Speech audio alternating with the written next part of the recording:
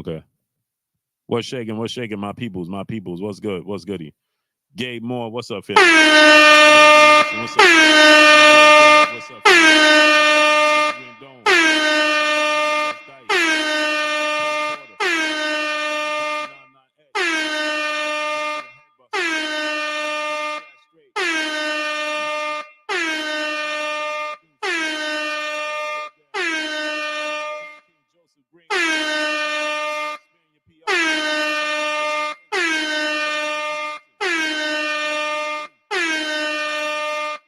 Mr. M Pride.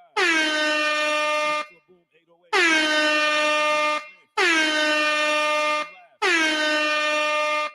Mr. Light. Porter. He said, turn that down. Salute. Enzo 88. What's up, family?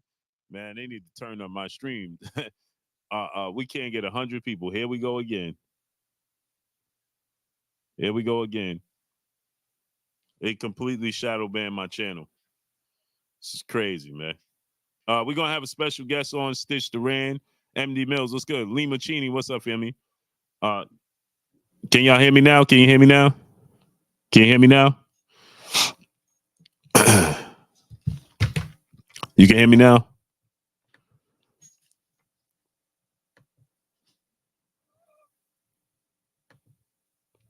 Tavon Dupree, Canelo, what's up, family? Gene 2 Cat, Randall 700, Southwest Dice, what's up, family? Yeah, you see they're not sending out my notification. Eastside Easy, what's up, family?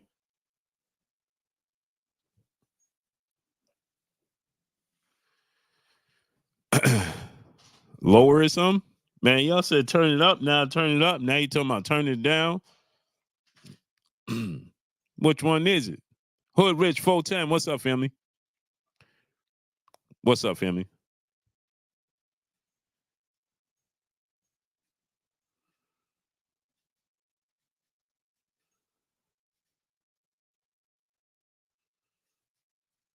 They ain't sending my notifications at all. It's crazy, man. Well, we're gonna have the legendary Terrell Dub. What's up, family? Light Skin Business. What's up? The legendary Stitch Durant will be in the building.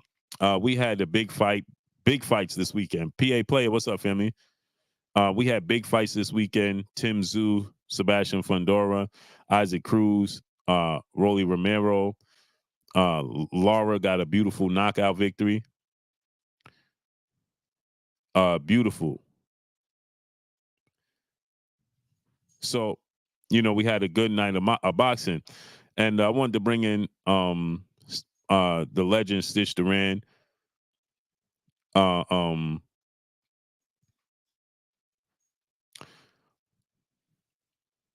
legendary Stitch Duran, man. I wanted to bring in legendary Stitch Duran to discuss boxing, all things boxing. He's a legend in the corner. Shut up and laugh. What's good? So he's a legend in the corner. G tatted up. What's up, nephew? Pod player. What's up, family? And also, y'all can see that the WBO officially ordered the PBC, Tom Brown Promotions, and Sebastian Fundora to begin. J-Man, what's up? To officially order to negotiate with Terrence Crawford. Now, obviously, the Errol Spence fight is the fight that they want to make. I told you guys, it's unfortunate because you can look and you can see, you can see that this was already premeditated. The Tim Zoo, whether it was Tim Zoo or whether it was Sebastian Fundora, it was premeditated. It was premeditated. As you can see, now they're saying that it's no coincidence that suddenly they're talking about having a fight take place in Dallas, Texas. I told you that's not a coincidence at all whatsoever. That's not a coincidence. You understand? It's no coincidence that now they're talking about having, they're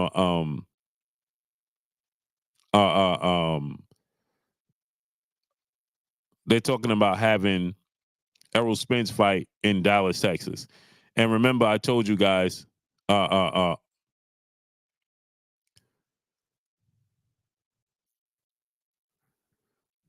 on one second.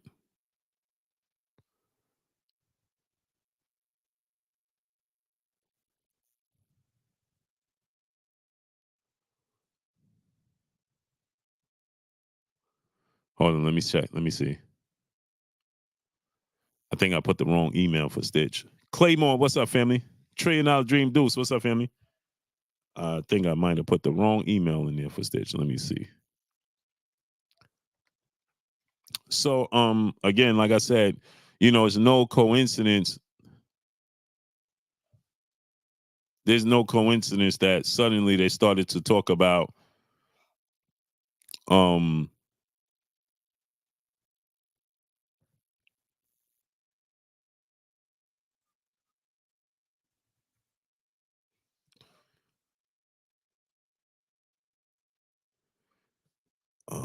okay, let me see.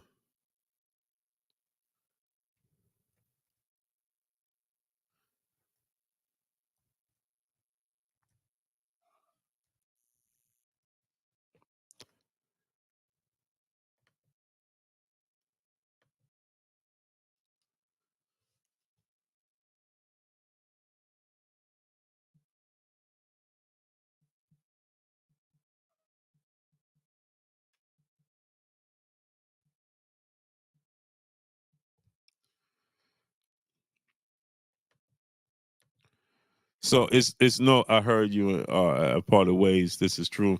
Uh, um, we have had a conversation, talk like two grown men, and come to the understanding that the lines got crossed and some misunderstandings. And you guys can, you know, support his channel, support his grind. You know, we came to we came to clarify things, and we had a discussion like two grown men, like we should have did from the beginning, and like we did two grown men. Let me see. Hold on one second.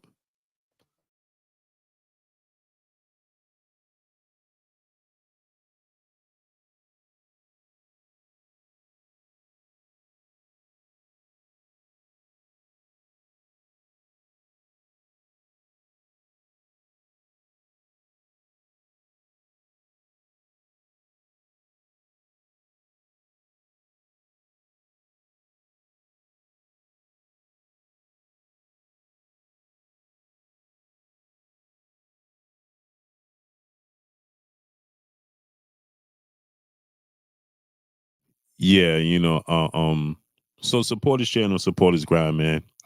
Light Eyes, what's up, family? Yeah, Light Eyes, we had a conversation like two grown men. Uh went over everything as we should have, you know what I'm saying? Uh um and we come to the understanding, you know what I'm saying, that our lines got crossed, and there's some things I should have did, there's some things he should have did, to clarify that as far as the whole recording situation. That's why I took that video down. He clarified, the recording situation, you know, and he was unaware of it. So, and he never talked about taking me to court and suing me. So we clarified those things, and that's a great, like two grown men. So if I again, if I offended his children and his wife, I just want to send my apologies to Pam and to the great babies, and that's why I took that down. People was asking me why I took it down, because it should have been handled like grown men behind the scenes anyway. So shout out to A Side, you know, and go subscribe to his channel, man. Support his grind, support his channel, and let's make it happen. Up there he is. Fuck, what a trip, bro. There he is. I sent it to the wrong email. Yeah. You know what I did? I put .org instead of .com. Oh, right on, man. Well, thanks for having me on. But yeah, because I'm getting a shitload of requests for interviews, right? A- And Absolutely. I know. not till Wednesday, so Yeah. that's why. You're a wanted man these days. I mean, you're a wanted man every day, Oh, man, for a good reason though. that's a good thing, man. So thanks for having me on, bro. Absolutely. We got the legend, Jacob Stitch Duran in the building, man. How you feeling? Busy as hell, crazy. I've been on the road. I did a show in England last Saturday, and Mm-hmm. did a show in Phoenix Friday, and then did another show Saturday here. And I was gonna rest up, but then I got your request, and I couldn't say. I appreciate it. I want to ask you this, because we know Stitch. There's not too many people in the world that are known by one name. You got Kobe, the late Kobe. You got MJ. It's not a lot of people, right? We could just say Shaq, and you know who he's talking about. In Yeah, the world of boxing, we could just say Stitch, and the whole world knows who Stitch Duran is, right? Whether it be from movies, whether it be from the sport of boxing, corners, whatever it may be. So we know you as an established entity, right? right. Stitch is not a businessman; he is a business, right? Yes. So, but how did Stitch get started? Is what I want to know. Yeah. Well, real quick, I'll throw you a Michael B. Jordan story. So, Uh I'm regarding my name, right? So huh. I'm filming my third movie with Michael, and every day I wrap his hands. It's just him and I, right? So this is my third movie with him. Finally, I throw him a curve. I said, Michael, do you know my real name? He says, Stitch. I said, no. Do you know my real name? I don't. He said, hey, anybody know Stitch's real name? So Jacob, right? So yeah, so I kind of got him on that one. But I started off literally I was born and raised as a farm worker in the Central Valley of California, and born and raised in a migrant camp. So, my birth certificate is like CPC number 12 for the address for the Mm-hmm. packing company. So down all the way to the roots, bro. But that's what gave me the inspiration to do what I do and then I joined the military in 1972, and Mm-hmm. 1974 they stationed me in Thailand, and that's where I studied the Muay Thai system and ended up getting Mountain School of Kickboxing, ASK, American School of Kickboxing. And I Mm-hmm. was a trainer before I was a cut man, but I had to learn to be a cut man. So I went through all the channels, and then it was only boxing, right? And had to learn in the streets because nobody would show us. Yeah, and it's what got me here. I made the move to Vegas 29 years ago from the Bay Area in California. I lived in Fairfield, and to follow my dreams, and here I am talking to you. So it's been a fun road. Yeah, it's amazing because I don't know if you get this all the time, but me as a fan and as a journalist in the sport of boxing, and anybody I talk to in the circle of boxing, anytime we see a fighter get cut and Stitch is not in the corner, and it's an issue, it's like, man, they should have had Stitch. I know you. There's only one Stitch, right? but do you get that often? Do you get a lot of requests? Yeah. I tell you, I've been blessed, man. I've been staying busy, and but and that's a good point because there's so many mistakes that these guys. Everybody wants to be a cut man, and I guess maybe I have a lot to do with it because I think Steve Mazzagatti, when I was at the UFC years ago, he says you revolutionized being a cut man. So I mean, I get everybody, doctors and nurses and EMTs and housewives, and everybody wants to be a cut man. I had a request from Australia. The guy's willing to fly down and have me teach them, right? And Mm, but it's more than that. You just you got to be in the trenches, and I tell people, look, you got to spend hours and days and weeks and months and years in the gym. mm-hmm. Fighters being with knowing what it's like physically, mentally, psychologically, and Mm-hmm. putting your time in and not getting paid until they have enough respect to bring you in as a trainer or as a cut man. So it's a long road, bro. It didn't come easy. Mm-hmm. And there's some fights. Um, the fight with I believe Mike Tyson and Buster Douglas. He didn't have a cut man in that fight, right? That was yeah, no, that was it. Yeah, they used I think like a rubber glove. Yeah, to fill it with ice. Stupidest thing ever. Yeah. But that just goes to show that and keep in mind, and I always bring this up. we are an A-level sport. All A-level sports, except combat sports, you have to be certified to do what you do as a trainer, as a cut man. None of us have to be certified, Mm-hmm. and that's the problem with combat sports is guys Mm-hmm. out, put it on the shoulder and pay $50 for the license, and they're the cut man. Mm-hmm. So it's not fair to the fighters. And it's such a crucial part puzzle to the fight game. It's just as crucial, man, because you just never know. I mean, this past weekend we saw Tim Zoo's situation. We saw Yokovelli and her situation, Yeah. and ultimately, now we never know, right? But it looks like that truly was the reason for the outcome of the fight. Well, I don't know if it was the outcome of the fight, but it definitely didn't help the decisions. Right. When you as a judge, you're looking at the score, and then it's a close fight, and then one of the things they look at is who creates the most damage. But if you're already bleeding, and and the judges see that, I don't know if it's influential. I don't know. You Right. know, yeah. I mean, it's you just never know. That's why it's important to have somebody in there that could control that and make the decisions.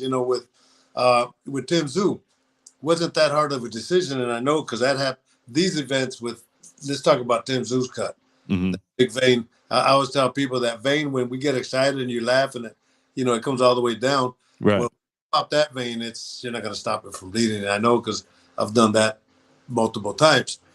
Jay Haran and when he fought Jonathan Goulet, an MMA fight, he took a knee and cut was about this big, but he severed that vein. It's the bloodiest fight I ever worked, and Mm-hmm. it's just so bloody it made me nauseated. But you can't close that vessel because the medication we use is adrenaline chloride 1,000, which is a vessel constrictor.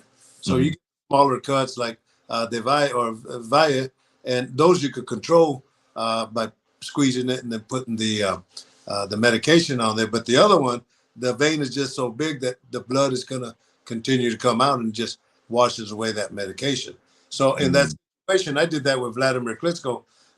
The first fight I worked with him when he had just come back from losing his world title. Mm-hmm. Is working Vitaly, and the first 3 rounds he's fighting Devero Williamson at Outdoor Caesars. First 3 rounds he wins the fight. Doesn't look great, but he won the fight or the rounds. In the fourth round he gets dropped. Right? Okay, but he's still. I'm looking at it. He's still winning by 1 round. Well, in the fifth round he gets that unintentional headbutt and he gets that cut right there. And I've worked on those before, and I know that the odds usually aren't good. And I work on numbers. I work Mm-hmm. on the highest probability. So that was percentage wise, being that he was ahead on the scorecard on my thoughts, the probability of me stopping that fight right then and there was the highest probability for him to win the fight. So when they sat down, I'm telling Vitaly and Vladimir, I said, look, you got a back cut. You're winning the fight. I'm going to have the doctor stop the fight. So when the doctor came, I've worked with her many, many times. She said, well, what do you think, Stitch? I go like this. I open the cut up, and I said, yes, pretty bad. She Right. stopped, went to the scorecards. Vladimir won and then became world champion for 8 years. That's what they should have done with Tim Zoo. And Mm-hmm. even Fundora, I don't know if it was his nose or his lip, but he was bleeding pretty good. Mm-hmm. And in that situation, they should have stopped it and make it a no contest, and then get a rematch and do it all over. And while I was watching it, I was saying the same thing. I was watching it and I was talking about it, and I was saying the same thing. I said before the fourth round is over, they should look to stop. You Yeah, know, but I wasn't sure how that would work if your corner says we can't continue. you have that privilege. Okay. A fighter safety is number one. You Right. know, if you remember, Badu Jack ended up Right. with that, right? Right. And same scenario. They let it go away to the point where, he had no chance of winning. And he's shaking his head because he's just trying to clear the blood out of his face. And they should have stopped the fight. But it's knowing all the rules and regulations of working the corner that, makes one different than the other. And those situations there, could have been better. Yeah. It's truly, to me, it's truly unfair to Tim Zoo because it's like you got a handicap at that point, and it's incidental on the part of Fundora but it's unfortunate on the part of Tim Tszyu, and it's like I truly feel like he deserves to get a rematch. Do you feel like that? 100%. Yeah, 100%. Yeah, no doubt about it. And I think the fans would want to see it. But and that's a good point because also keep in mind that Fundora came in as a last minute replacement. So when you get used to sparring somebody like Keith Thurman, and then all of a sudden you go into somebody 6'6", it's a difference in thinking. So Right. now Tim Tszyu the opportunity to work on techniques based on a guy that's 6'6" instead of a guy that's 6 foot 5'10". Right. You know, yeah, he should get a rematch. Yeah, and let me ask you this question: is it possible? Is it legal? Let's say you there and you're in the arena, right? And he has a cut man. Would it be legal for his cut man to look for your advice to help him, or it would be considered tampering? No. Of course, my bottom line is safety of a fighter, and how is anybody going to complain about that, right? Right. With the girl Yoka Valle, same thing. I'm sitting there. I'm 5 feet, 6 feet away from the ring, because well, let's go back. So my name is Jacob. People don't know me as Stitch. Okay, but my real name is Jacob, right? Cutman for Valle, for Yoka, his first name was Jacob, and I don't know any Jacobs that are cutmen outside of me. Right. So when they gave Top Rank the list, when they saw Jacob, they assumed it was me. So they had me as the house cut as a cutman for them. But when he went in there and he started doing that work, I saw my name on the big screen Right. as Jacob Stitch Duran, and I would have told Mark Krieger, no. Let me fix that. That's the other guy. I don't want to get credit for that. Right. So in that situation, could have been different. When you sitting there, like you said, you were sitting there and you see these and your expertise, do you feel like you is it hard for you not to get up and say, hey, you need to do X, Y, and Z? Yeah, but yeah, of course but then you look at they chose to bring him in, Right. and it's funny because I was talking to that young girl, Yoka, and I told her in Spanish, it's going to be a pleasure working with you, and she kind of looked at me like, huh, Right. and right that Right. and that was where that mix up came. Right. Yeah, I could have, given some of my medications because for the most part, he didn't use any medications. He relied on the swab with Vaseline and just cover the cut. Right. But in that situation, why would you want to give medications to a guy that don't know how to use them? Right. So That's true. it's a thin line. Now, when I'm watching as a fan and I'm looking and I see you actually tended to it, right? Now, I was actually a surgical tech for 17 years in the trauma. So, but when you sitting there in the room, I mean, in the ring, and when I'm looking at it, and when you stick the gauze in or you stick the Q-tips in, and you're squeezing it, it looks like they have such a poker face, like they're not even budging. Is Right. it the adrenaline? Do you hear them say like, ah, or what's the reaction do you get from that? Because most of like I'm looking at Tim Tszyu and he's just like looking straight, and I'm like, that has to burn, it has to hurt. Yeah, it's the adrenaline, and more like it. But I remember when Nugas fought Errol Spence, he broke his cheekbone, and applying pressure on that he made a comment. And at that point, then I knew it was more than just a swollen cheek, right?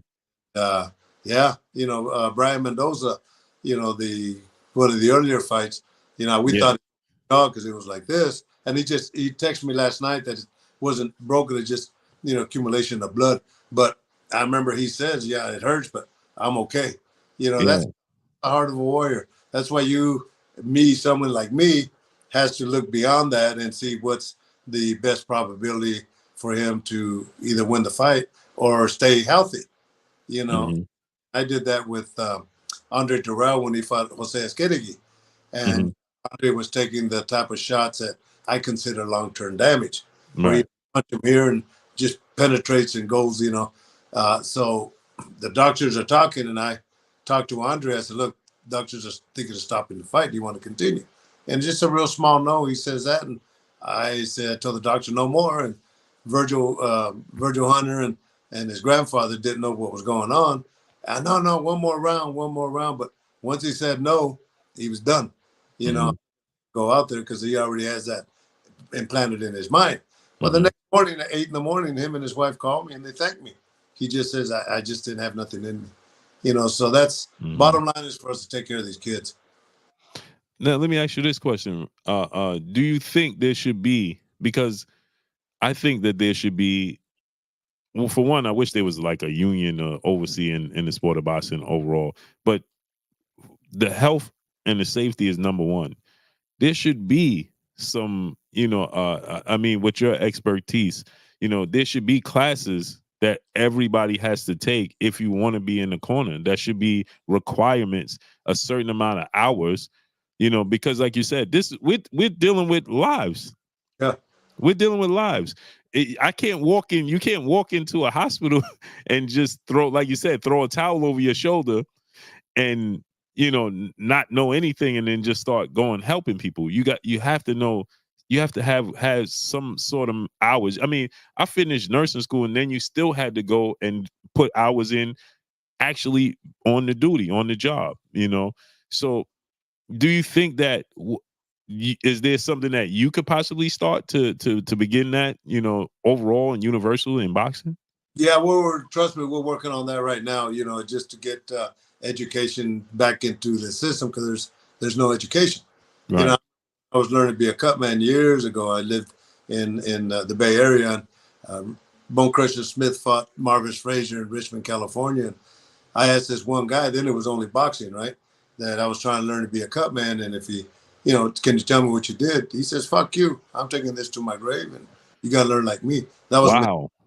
So my whole legacy is not to be like him. So actually, I just send my son-in-law a message because he helps me with my social media. So we're going to be getting tidbit information out there slowly but surely and try to educate not only the fighters but the fans. Right. And so yeah, we're in the process of doing that right now, bro. It's long overdue, and my legacy is that I made this game a lot better and a lot safer through education. Right. So yeah, so we're now. But it's a good question, and you're the first one ever to ask that. Yeah, because you know what it is that it should be safety first. You should know, like you said, these are veins, and these are fighters. Imagine if I can't see and you don't know how to fix this. Tim Tszyu couldn't see, Right. and he could get hit with a very, very crucial punch. And I mean, going in there normal without suffering cuts, we don't know if they're going to come out healthy. So imagine you're hindered, your vision is hindered. I can't see this punch. And you get hit with a punch and it changes your life forever because your cut man is not qualified to be able to even understand the rules, number one. And Yeah. two, to be able to at least stop the blood. I mean, it was just consistent. We see the first 20 seconds of every round, he got a clean face, and then right, Fundora didn't even have to land a punch, and here it comes pouring right back out. So I definitely feel like just for the safety of the sport of boxing, if we truly say we care about them. Yeah, and then you brought up a good point in the bleeding because your activity, your adrenaline picks up, your rate of heartbeat goes up, and in doing that, of course, it's going to pump out more blood, right? Right, right. You're 100% right. But also you look at not only just the cut man, but you look at the whole team because somebody within that structure should have known that if they stopped it early, it'd go to as a no contest. Right. And so that's not only the issue that with the cut man, but you got to have a good team with you. And I was mentioning yesterday, I like 4-rounders, 6-rounders, 8-rounders. I don't even charge them because number one, a lot of money. But more important, I tell them, I just want you to know the importance of having a good corner in your in your team. So it's education, bro. And let me ask you this: is because obviously they're in training camp. Do you spend training camp with each fighter? Mm-mm. No, I'm always on the road. Okay. Caleb Plant, he trained in Vegas here. I'd go by like on his sparring days and wrap Hmm. it. Okay.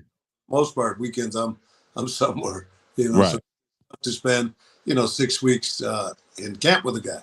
I've Right. done it before, but It's just I can't do it now at this stage.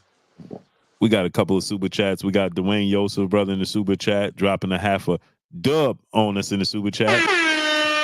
He said, Blue, tell Stitch, I always thought his real name was Edward James Olmos. Hey, bro, you get that all the time? Well, he's a friend of mine now, right? I met him.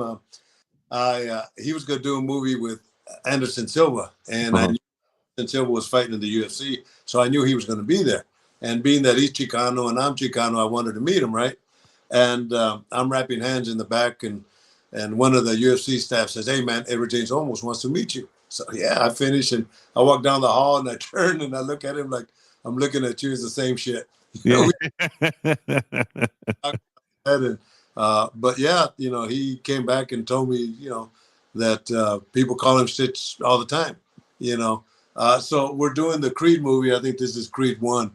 And Sylvester Stallone we're on break with, so it's Sylvester Stallone, his buddy Frank, and myself, and we're talking to the makeup people on break. And Frank is bragging about me, that Stitch, this and that, and this and that, what have you not. And he looks like Edward James almost. Sylvester Stallone's like this. He goes, huh, more like Errol Spence almost, and walked away. bro. So I got a nut shot by Sylvester Stallone, but I'll take it anytime. Oh wow, he's almost. Is that what he called it? Errol Spence almost. Yeah. Errol Spence almost. Wow. Yeah. We got one more Fight Sport Talk, brother, in the super chat, dropping another half a dub on us in the super chat. He said the doctor only looked at the cut twice. He looked like he wanted the fight to continue because it was better for the commission. Do you think he actually cared about Tim Tszyu's safety? That's a good question. You know, as I looked at the fight, I didn't really see the doctors paying that much attention.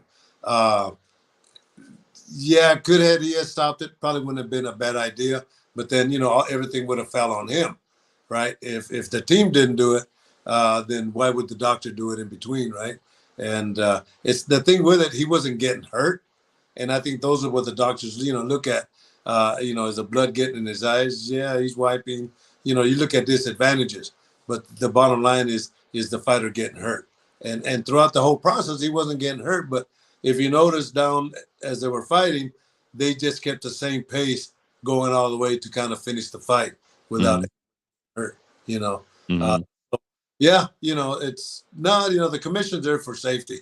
And but in Nevada, they got the best doctors out there in any commission. So, you know, I know the doctors, and if they would have known that it would have been a safety factor, then they would have pulled the plug on that. And question that was asked, you know, would he have lost enough blood to make a difference in his balance and timing? That was my next question. That one I don't know, but it looks like it didn't affect him at all. Now, how many doctors are ringside, and when the doctor checks a cut, does he automatically check it, or do you make it? Do the corner man and the cut man have to make them aware of it? Well, I normally don't. You know, I'll work with them. Usually it's the referee that will stop and have the doctor take a look at it. But, you know, like in Nevada, they have two doctors on each side of the ring. And like Brian Mendoza, when he got swollen like this, the doctor behind me and he's asking me about it, and I'm telling him the story. And, you know, he looks at it and talks to me. He goes, yeah, it's probably broken, you know. So, but should I stop the fight, he says, you know, because he was in a battle. And should we let him finish 2 more rounds? And let him finish 2 more rounds. So those are all subjective to the situation. And, you know, now there's been times when I'm on Stitch or Doc, you know, give me 1 more round. Give me 1 more round. You know, let me try to make it better for this fighter. So you always try to negotiate, but bottom line is fighter safety. Yeah, I mean, there's referees and corners for a reason, right? Yeah. So the fighters to save the fighters from themselves. Yeah, 100%. Good point. They're not going to do it. You know, they don't want no excuses. Fighters got hearts of soul, man, and you know, I always say they're modern day gladiators, literally. You know, to go out there and do what they do, and phenomenal. A lot of respect. What's the worst cut you've ever been a part of? Oh man, there's been plenty, bro. I've done bare knuckle fights with Jason Knight when he had 12 cuts. You know, he looked like Chucky. You know, Marvin Eastman, we were talking about it yesterday. I sat next to this guy that recognized me, and when I was with the UFC, and Marvin Eastman had a big old slice like this, where Joe Rogan said it looked like they filleted some fish. Raul Marquez though had 5 cuts when he defended his title, and something like 70 stitches, and kept him in the game. So yeah, there's been plenty, man. You know, broken bones. You know, all the worst case scenarios. Even being involved with death in the ring. You know, Yeah. the hard parts of the game. Let me ask you a couple more questions. I'm gonna let you get out of here. Do you think, like you said, that cut with that vein, that particular cut, like you said, it's not gonna stop, right? Do you think there's some cuts that automatically should stop fights? Yeah, when the fighter is at disadvantage. Number one, with Vladimir Klitschko, when I stopped that cut there, right, that fight because he had that cut there. The next day, the doctor called me and she says, the plastic surgeon says it was a good thing you stopped the fight when you did because that cut was close to an optical nerve, and then it double vision.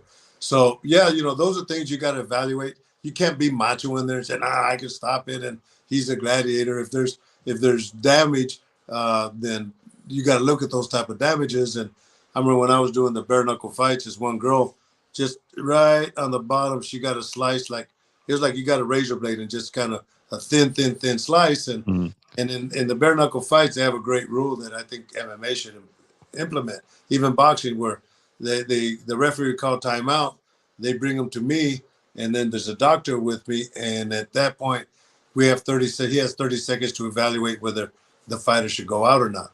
Well, the referee says, "Stitch, you got 30 seconds." I looked at the girl. I said, "Nope, I don't need it because I'm not going to let her go out there because the damage could be a lot worse than it is now." And she's complaining, and I said, "No. When you go to the dressing room, look at yourself in the mirror. You're going to thank me." And she thanked me. That's the right thing. But those are the things you got to look at is number one, fighter safety. Now, how long do you think it should be before Tim Tszyu enters the ring again? Oh, he'll be good, man. Once it's cut up, and because keep in mind that was a freak accident more than else. And he actually hit Fundora right here, right? Like Fundora did an elbow or anything like that. It was bone against bone, and his bone worked. It's like hitting the edge of a table with your forehead. That's what created the cut. So the chances of that opening up again are extremely, extremely slim. Okay, so that's something he has to. What's typically the recovery period for that?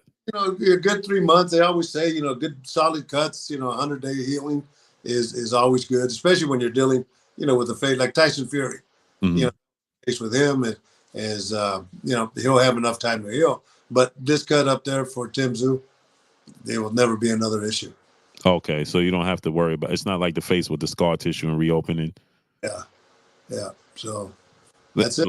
Last question: how is it being in? Do you get more people you feel like notice you from being in Creed movies or being in the sport of boxing?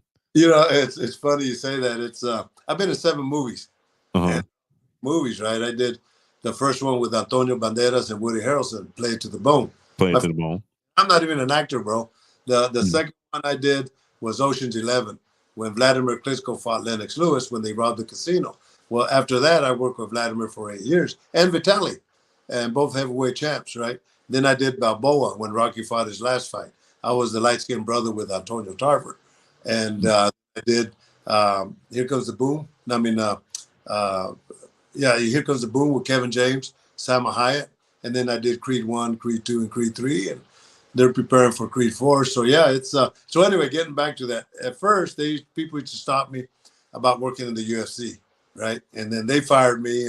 But people still stop me. They stopped me yesterday, and they stopped me at the fights. So they still associate me with the UFC. And then they used to be boxing, but now it's the Creed movies.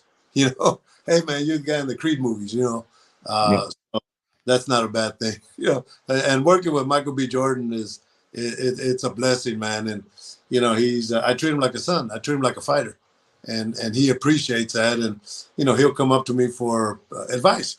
I Ryan Coogler, I said, "Look, man, if I see something that's not good, because you're representing my sport, I'm going to bring it up to your attention, and open arms, they definitely welcome that big time."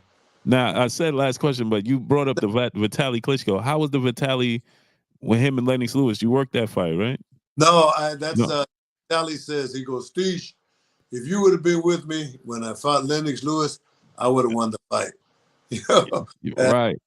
for them, he retired after that, and then he came back and he fought Danny Williamson here at the Mandalay Bay, and from there I worked the rest of his fights. But Vladimir, I worked all his fights from the day that I started with him until his retirement. Wow. Mr. M Pride, my brother in the super chat, dropping the cinco on us in the super chat. He says, Stitch, which do you think is safer for fighters, MMA or boxing? Ooh, that's a tough one, and there hasn't been a lot of evaluation on the MMA industry, but I'll tell you this: I think they're both. You got to take care of both of them because I've been gone from the UFC for going on 9 years, and some of the guys I haven't seen or worked with in that time, I'll run into them again, and their speech pattern has changed, right? So Mm. that's the start of the dementia pugilistica, what they call the punch drunk syndrome. But one technique that I think that they should ban is the ground and pound. When a guy hits a guy and he's already knocked out, he's on the ground. And then, Dan Henderson with Mike Bisping came with an elbow, Right. and need for that. Guy's knocked out, you got to respect him for that and try to protect them. It's a hurt business, but yeah, they both have their advantages and disadvantages. In MMA, there's a lot of injuries with the joints, Mm-hmm. the back, the arms, and because they're doing so much grappling and all that, and boxing a lot with the head trauma. So Mm-hmm. yeah, it's important to take care of these kids. Absolutely. Well, I appreciate you giving me your time. Yeah, We was here for a whole hour. Didn't even feel like it, did it? Almost a whole hour. like barbershop talk, bro. Yep. I'm That's used to it. 6 or 7 more interviews this week. Everybody's talking about this zoo fight. And, Absolutely. glad to answer questions and educate. That's Right. fine. And yeah, but for me, this is my enjoyment. I tell people I've done thousands of fights and hundreds of world title fights. And it's not even about that. It's about characters that I hang around with and stories behind the scenes and stuff like this. This is what I enjoy. How do you see you around it? They're talking about Terrence Crawford, Errol Spence versus Fundora. How do you see that fight playing out for either one of those guys? Him being he's an anomaly, right? Yeah, but he could be hit. I work with Yeah. Brian, knocked him out. Right. That's winning the world title. But yeah, he's a big anomaly. Experience why Terrence and Errol Spence, I think probably a little bit more experience than him. Mm-hmm. Yeah, it's the first time I've heard about that matchup. I don't know. Yeah. I don't know. But Fundora, in all fairness, the ones that didn't know him now. Right. Not because of that he fought great or anything, that he's just so tall and he could fight. Absolutely. Well, I appreciate you, great brother. The All right. legendary Jacob Stitch Duran in the building gave us and graced us with his time. What you got going on next? Everything, man. I got they're finalizing a documentary on my life called From the Fields to the Garden, because I grew up as a farm worker. And of course, Madison Square Garden. So we're almost done. So our final day of filming will be April the 28th, when I get inducted into the National Boxing Hall of Fame. And then from there, I'm working with Michael's people about taking it to their big networks. So that's in the making right now, and got a cannabis line coming out in June. Tie Stitch, so it just happened. I have a cream that I'm working with for the healing agents of cut cream. So a lot of things, and I got fights all the way up to July. How does it feel to be living in your legend? A lot of people don't get to live in their being a legend. A lot of people miss that. They transition before that time comes. How does it feel for you? Like you said, you got the documentary, you going to the Hall of Fame, you living in the time. Yeah, no, it blows my mind every day. I thank God every day. Why me? In fact, I told Sylvester Stallone that. I said, man, we're talking out on a break. I said, man, I can't sleep. So what is it? Well, I'm here in Philadelphia with you for 6 weeks. Michael B. Jordan, Ryan Coogler, Tessa Thompson, and put his hand on me. He says, hey, man, you earned it. That's why you're here. So I thought, wow, I earned my stripes. But yeah, it's especially this Hall of Fame, because in August I'm getting inducted into the Nevada Boxing Hall of Fame here. But it's a little embarrassing when people say you're a legend and this and that. I just try to be humble and be good at what I do, and accept those compliments. But it's a little embarrassing. Yeah. It is. One more out of sports guy said, is skin glue illegal in boxing? Who? Skin glue. Like crazy glue and all that? Yeah. No, not at all. Some doctors, depending on the cut, some doctors, if it's a simple straight cut, will use crazy glue to close it. But that's for the doctors. There was a guy in Brazil MMA fight that used crazy glue on a guy's cut, and he closed his eyes shut to the point where they had to take him to the hospital. So no, Oh, no. use that type of glue at all. Yeah, that's terrible. That's horrible. Yeah, that's terrible. Well, Nobody, I appreciate you. yeah, my point is nobody knows what they're doing. Yeah. All right. Well, I appreciate you. I appreciate you. Blessings to you. All right. Thanks. Much love. All right. Bye-bye. I'll see you later. There you go. The legendary Stitch Duran, people.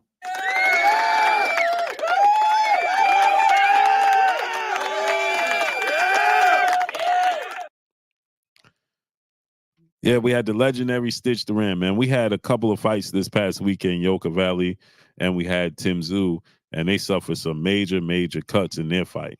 Major, major cuts, right?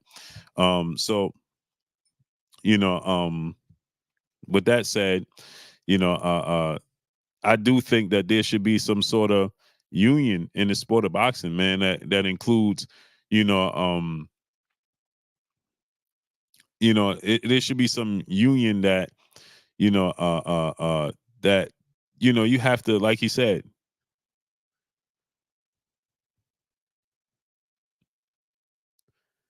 there should be some union in the sport of boxing that, Long Island 51631 in the building. Salute.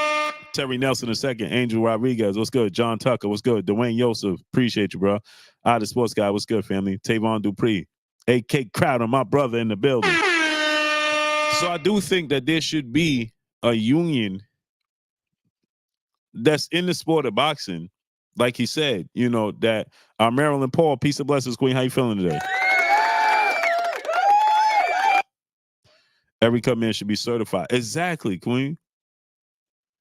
Exactly, right? How can you, like you said, some people just go grab a towel, throw it over their shoulder, and and keep on going.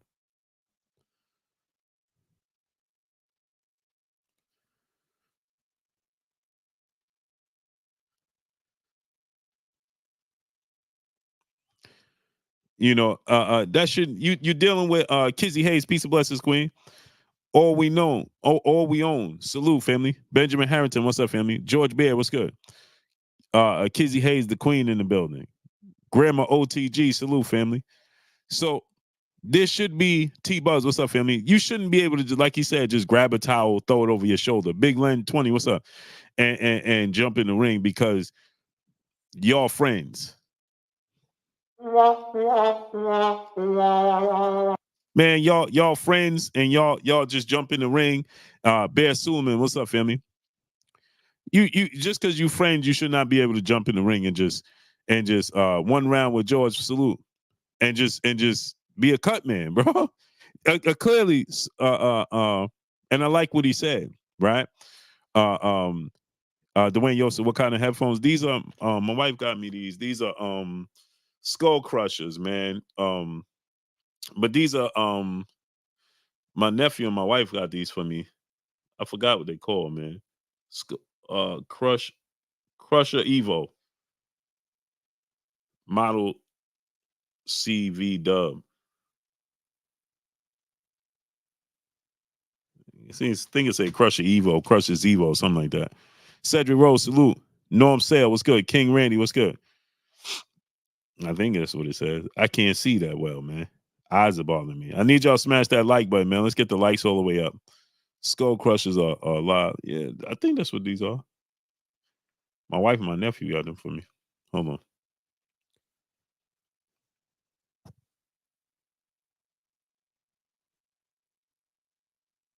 Yeah, Crusher Evo. Maya Egypt, peace of blessings, Queen. Yeah, these are Crusher Evos. EVO. Tori Blake, what's up, family? They have bass control, all types of stuff. They wireless too. I just put the wire in to plug it into my soundboard. Shot Town 6'5", what's up, family?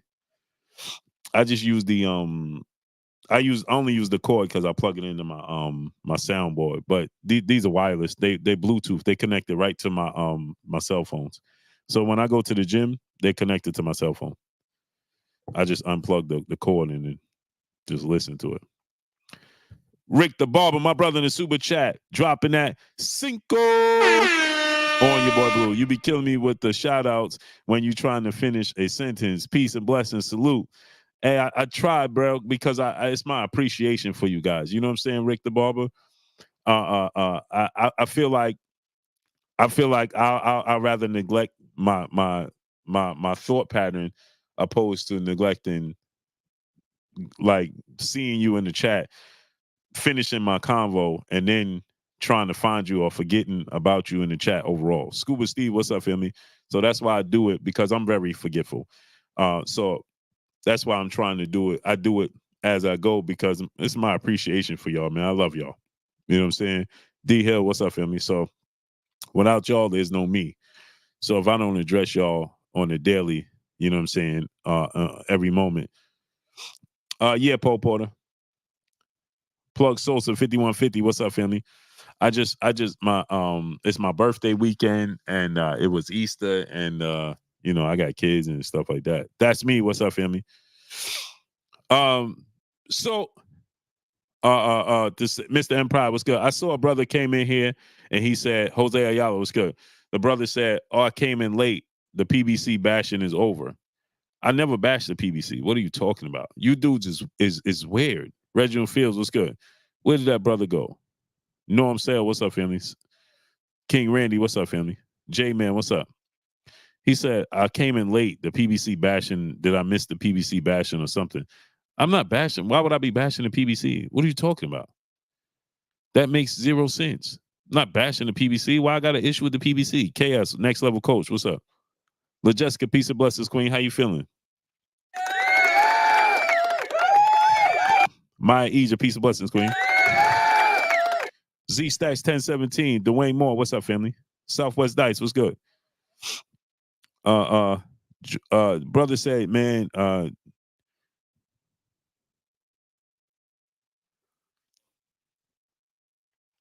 sneaky shooter, salute, no doubt.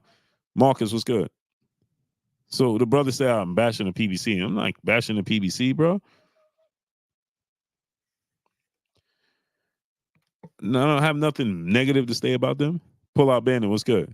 The Thomas Wonderland, Wonderworld, what's up, family? Appreciate you, brother. My thing is this, right? You know, my thing is this, right? On the mic, my brother Terrence Belly seeing, what's up, family? My thing is this, is that I love I want the PBC to be active. Why would I want them to fail? That just sounds silly. If the PBC is not successful, then there's no boxing. King Vonnie 86 was good. He said, Blue, Rick Glazer said Amazon did 52,000 pay-per-view. 52 pay-per-views? 52 or 52,000? 52 is wow. I don't know. They did 52 pay-per-views? Or no way.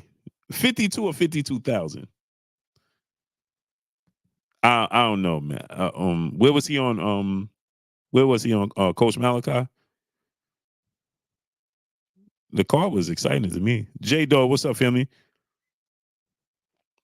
Fight Sports Talk. My brother in the super chat dropping that half a dub on your boy Blue. He said, excellent interview. The corner acted like amateurs. If Tim Tszyu doesn't fight for a title next, they are to blame.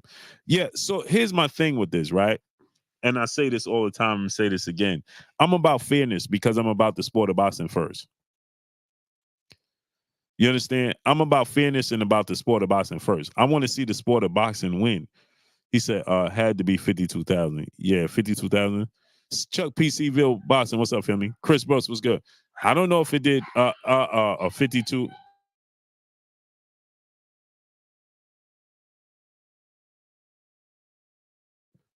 Enzo 88, what's up? Tip O'Malley, what's up, family? So my thing is this, right? J-Man, what's up, family? So my thing is this, right? Is that if the PBC is not successful and the PBC isn't doing what we want them to do in the sport of boxing, then the sport of boxing is failing.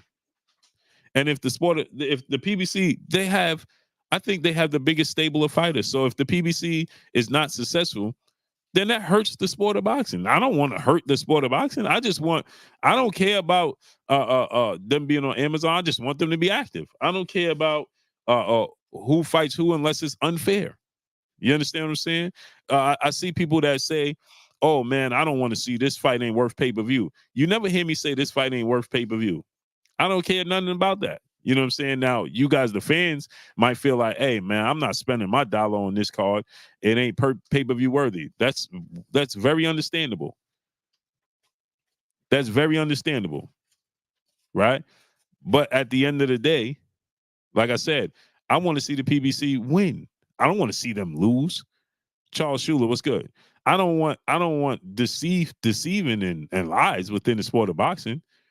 Like, for instance, we know that this Errol Spence, Adrian D, what's up, family? This Errol Spence, Tim Tszyu or Fundora fight has been in the works. They didn't suddenly wake up and be like, Errol Spence is going to go back to Dallas. That has already been discussed. They didn't wake up today and be like, man, Errol Spence versus Tim Tszyu. Okay, I want y'all to think about this. Errol Spence suddenly says, I want to fight the winner. Then Errol Spence says, going back to Dallas. At the same time, he's not standing there with Samson Likowicz. At the same time, Samson Likowicz say, he lets it slip out when asked about who should Fundora fight next. Well, Terrence Crawford can't sell 90,000 seats at AT&T Dallas Cowboy Stadium. Who said anything about going to AT&T Dallas Cowboy Stadium? Who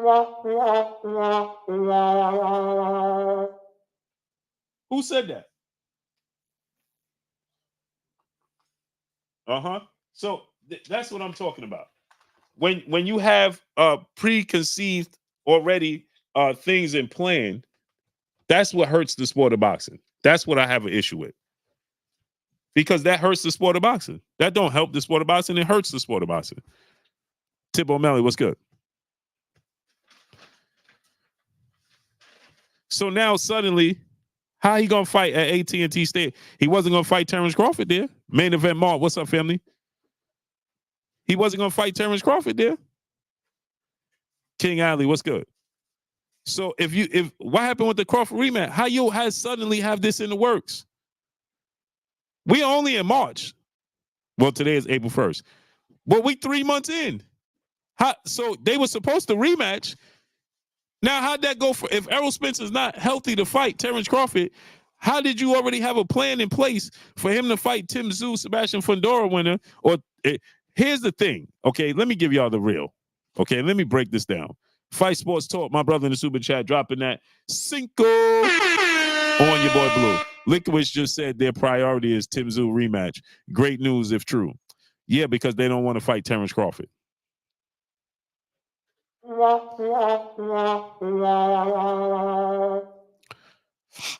Iron Levant, what's good? Y'all see the play there? Now, again, I do believe Tim Tszyu is deserving of his rematch. But you see the play? It keeps it in-house. Ralph the One was good. So they rather do a Tim Tszyu rematch than fight Terrence Crawford. Let me give y'all a quick breakdown. And again, this is not, I don't have an issue with the PBC. I have an issue with the business of the sport of boxing. I have an issue with the business of the sport of boxing. Let me give you an example of what I'm talking about, just in case you missed it, right? Now, did y'all hear anything about Errol Spence fighting the winner of Keith Thurman and Tim Tszyu? Did y'all hear that? Did y'all hear anything about Tim Tszyu versus Errol Spence winner? Anybody? Anybody heard anything about Errol Spence fighting Tim Tszyu, Keith Thurman winner? Somebody tell me, did y'all hear that? My Egypt blessings queen. Because they don't want the money to leave house. Maya Egypt. They don't want that money to leave house. That's what I don't like. Spence, New York City, what's good? The business of the sport of boxing trying to keep everything in-house instead of making it abroad. Chris J 330, what's up? Instead of giving the fans everything. Like Leonard Ellaby said, oh, he family. It don't have nothing to do about family, bro.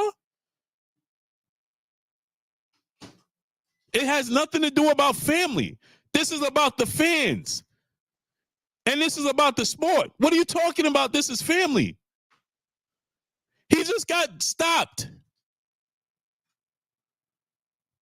So if that's the case, if this is what we're going to do, there should not be, the PBC should not be dealing in any belts. It should only be, they should only be fighting their fighters. Motown 909, what's good? Since it's just family. So there should be no involvement with anything outside of the PBC then. That's what I'm trying to tell y'all. If it's only a family affair, win, lose, or draw, then it shouldn't include nothing. There should be no WBC. There should be none of that. None of those belts should be included over there then. If you're just going to solely focus on quote unquote family, then okay, no problem. Then don't deal with the other belts and so on and so forth, because that's causing confusion. That causes confusion.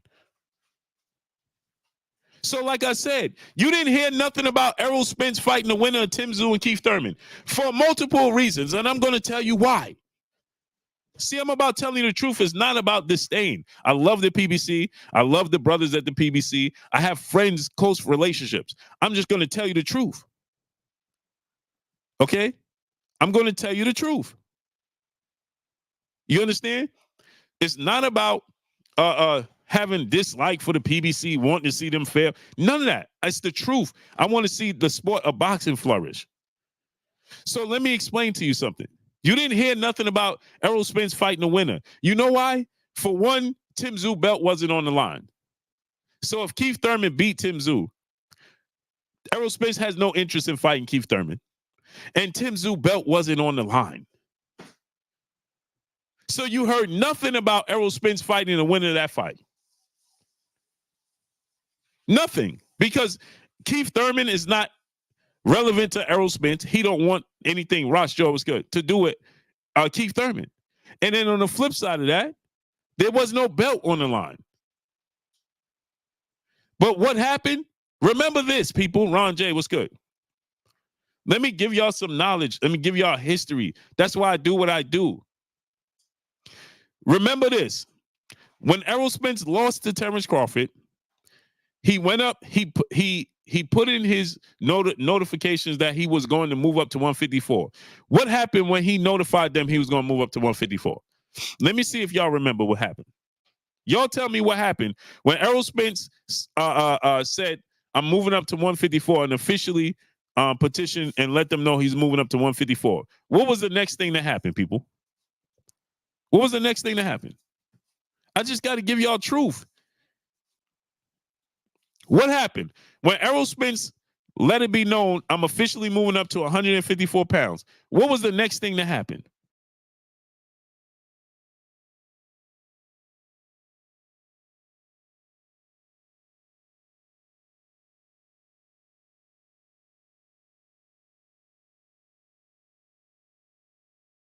What happened then? Yep. Mr. Lemons 816. He said the WBC ranked him. He suddenly became top 10 in the WBC rankings at 154. Music shown by Music TV. Kevin Carey, what's good? Ron Anthony Live, what's good? He suddenly became top 10 in the WBC rankings. What happened with this fight?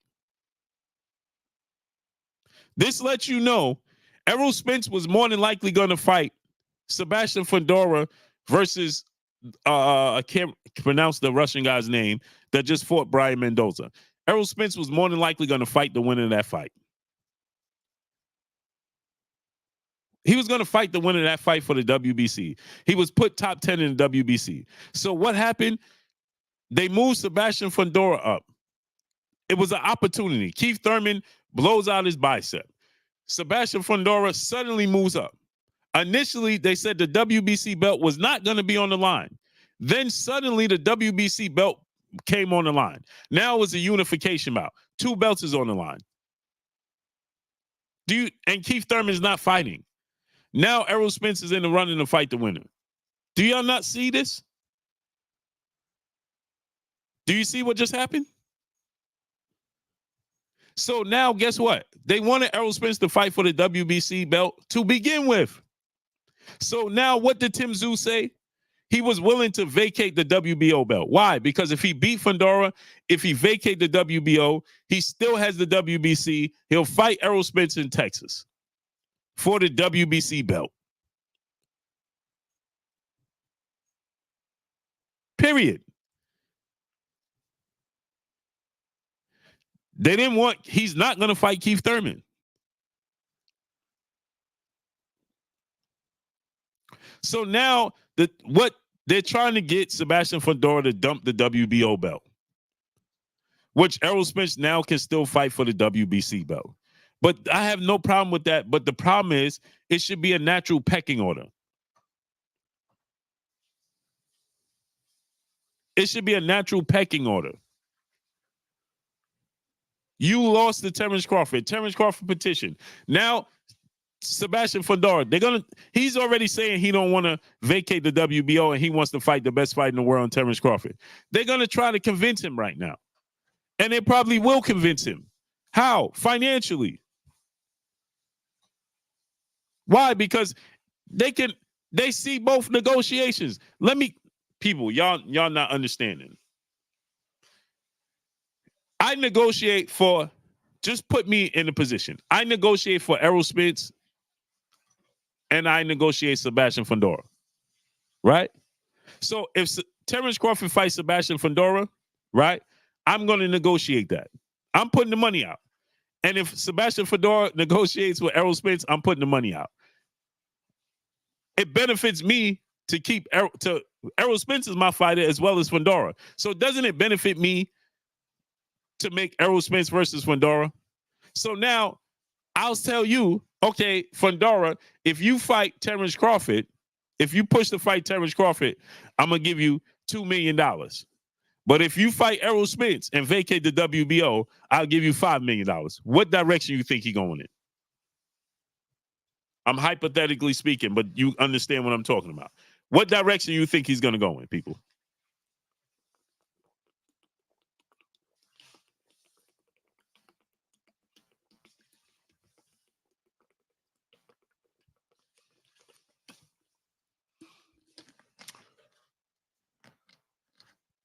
What direction you think he's going to go in?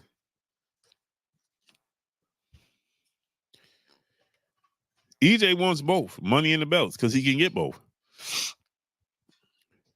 He can get both, money and belts, because he's still a draw. BZ Baby brother in the super chat. He said, get BOK to pay for Crawford versus Tszyu. Bud still gets it. BZ Baby, you was the one that came in and said that I was bashing the PBC. I remember your name. You was the one that came here talking about you bashing the PBC. Charles Pickett, what's up, family? And can't even spell bashing. I'm not bashing the PBC at all whatsoever.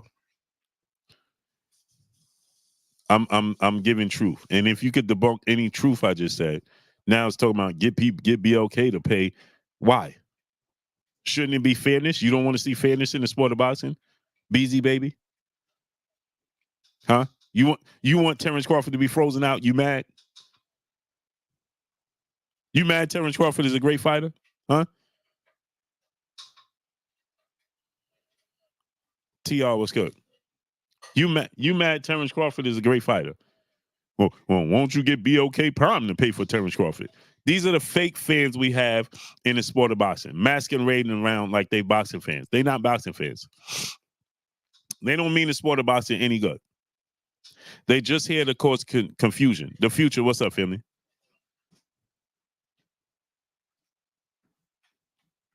They just here to cause confusion. Oh, get BOK. Why does BOK Prime have to pay for it? What are you talking about? It's a natural pecking order. Big Ray, salute. It's a natural pecking order in the sport of boxing. Terrence Crawford,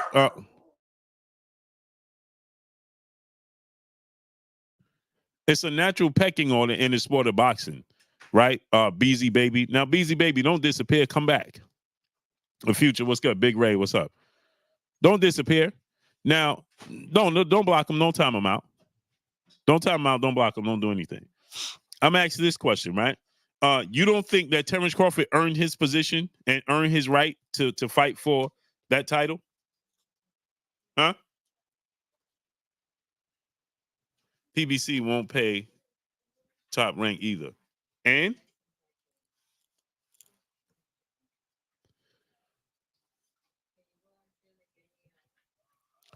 Be the Menace, the queen of Vanilla Drop, making for 50% of the queens of the ring. Peace and blessings to the queen.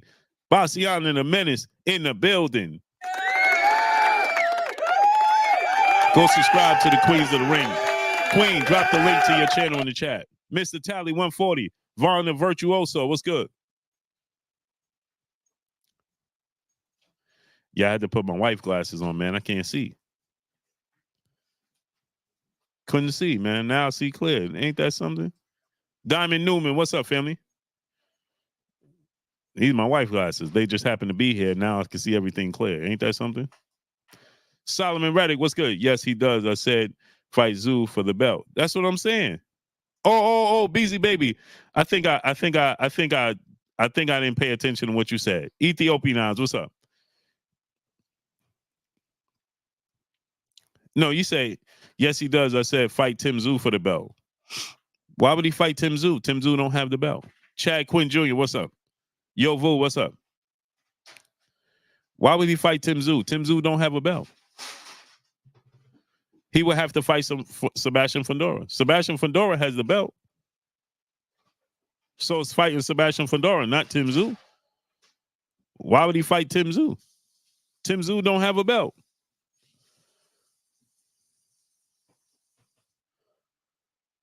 Yeah, Bassiana. It's the wife glasses. She old. You know what I mean? Hey, Poop. I can see with these glasses.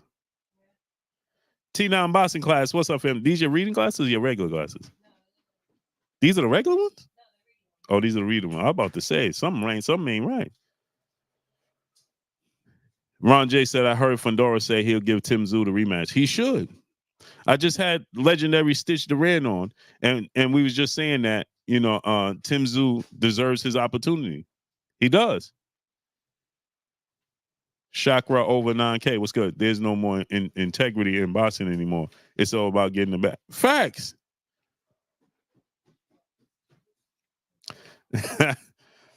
Hey, Pooh. I said I pulled your glasses out and I had to put them on because I can't see the letters. So Bassiana said these are so I said these are my wife glasses. So I said you old. She said she gonna help me. She gonna help you fight me now for calling you old. Barbara D, peace of blessings, queen. She said I'm gonna help her fight you for calling her old. Quit calling her old, she said. She old. She old, Bassiana. She a MILF now. Boo, did you see Tank post on IG? Which one? With him training? Mr. Holmes, what's up?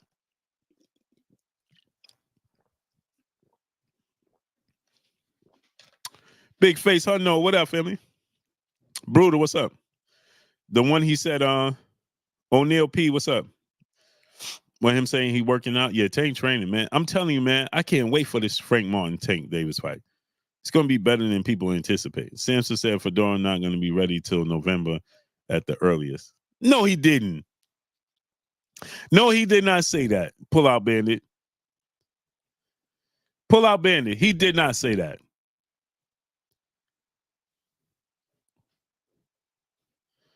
All Tank post marked in Houston. As it should. I would love that fight to be in Houston. Texas 16 South, what's good? Yeah, I'm on the wrong side of 40. Algernon Brown, what's up, family? I can see your whole name now. Hardcore Casual 254, what's good? Names are starting to look clearer. Frank is underrated. I agree. Little Rock, the legend of boxing. What's up, family? He did not. He said that he won't be ready to fight till November. That sounds ridiculous. Hood Rich 410. What's up, family? Duke Adonis. What's good? He said that he won't be ready till November. It's ridiculous. That's just a way to not fight Terrence Crawford. Kate, different breed, piece of us, squeak. How you feeling today? That just sounds ridiculous. King Randy, what's good? Yeah, Tank versus Zab. But the difference between Zab and Floyd, the difference between Zab and Floyd is that Zab wasn't in the best shape he should have been in. You're going to get the best shape version of Frank Martin that he could ever be in. Pitbull won't rematch. He want it or he don't want it. UUB, what's up, family? Any update on Charlo health situation? Not yet. Well, his people said that he's doing good. Shouts out to Jamel Charlo, man. Tim White, what's up? Easy E9, what's up? Faction Deuce 4, what's up? And shouts out to Nephew for dropping me that info. He know who he is. I don't want to say his name because I don't know if he want his name. But he dropped me that info, and then Jamel Charlo, uncle, and close friend, they dropped that information on me, and they told me that Jamel Charles is doing good. Knoxville, well, what's good? They tell me that Jamel Charles is doing good. So blessings up to Jamel Charles, man. I wonder how that's going to affect his boxing career moving forward.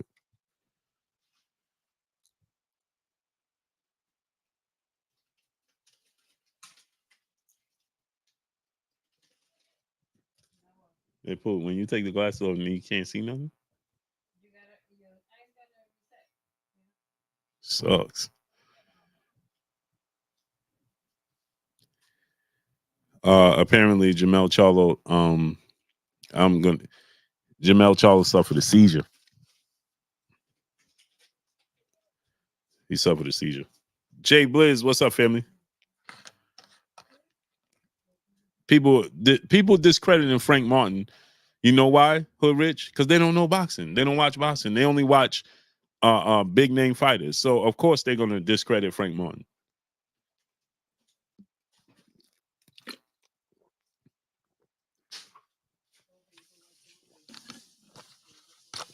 It's not a name. It's not a name they could identify with, right? So they're gonna say, man, Tank ducking, Tank cherry picking. J Pitty City, what's up, family? Man, Tank cherry picking. Who this dude, Frank Martin? Because they don't watch boxing. The only names they could associate with Tank, that would be let me pass my charger. The only names they would associate with is Devin, Shakur, Lomachenko. That's it. That's all. And Teofimo Lopez. 4 dudes. If one of those 4 fight Tank, man, it's the greatest thing. Shakur, Loma, Devin, and Teo. Anything else out of that? Man, who this dude? People told me that already. Hood Rich, you know how many people told me that every time? Man, Tank ducking. So why you say that? Who he ducking? Man, who this dude Frank Martin he fighting? Like, what? Frank Martin is nice. Nah, Blue. Now, how you gonna tell me Frank Martin not nice? You don't even know who he is. They don't even know who he is. Man, Frank Martin ain't nice. Well, how you gonna tell me he ain't nice? You don't even know who he is. Man, that dude ain't nice now, Blue. What you mean? Light Eyes, the reason that Bernard Hopkins and Oscar De La Hoya did that. See, this is what we do in this, and this is what we do in life too. For every action, there's a reaction. The Goat 95, what's up? For every action, there's a reaction. And we gotta take that into consideration. You understand? Rolly was disrespecting Oscar De La Hoya to we forgot all the stuff Rolly said. Now suddenly, it's like this. Why is the dead man always right? Jafar Caesar, what's up, family? Why? You understand? So now, because we forgot everything Rolly done said. Everything he called Oscar De La Hoya. He called Oscar De La Hoya everything under the sun. He disrespected Oscar De La Hoya. He called that man everything under the sun. Monica Johnson, peace and blessings, Queen. How you feeling today?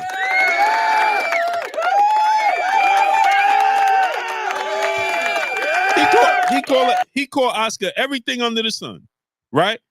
Now he get knocked out and Oscar laugh. And now it's like, man, you ain't got no respect for the sport. Man, come on, man. Nah, man. I ain't with that. No, I ain't with that. I ain't gonna dismiss that.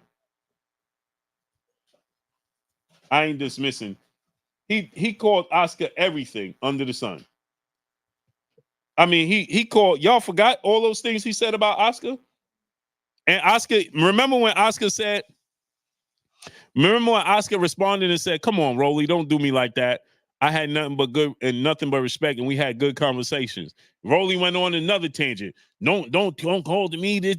No. Now you get knocked out. Oscar's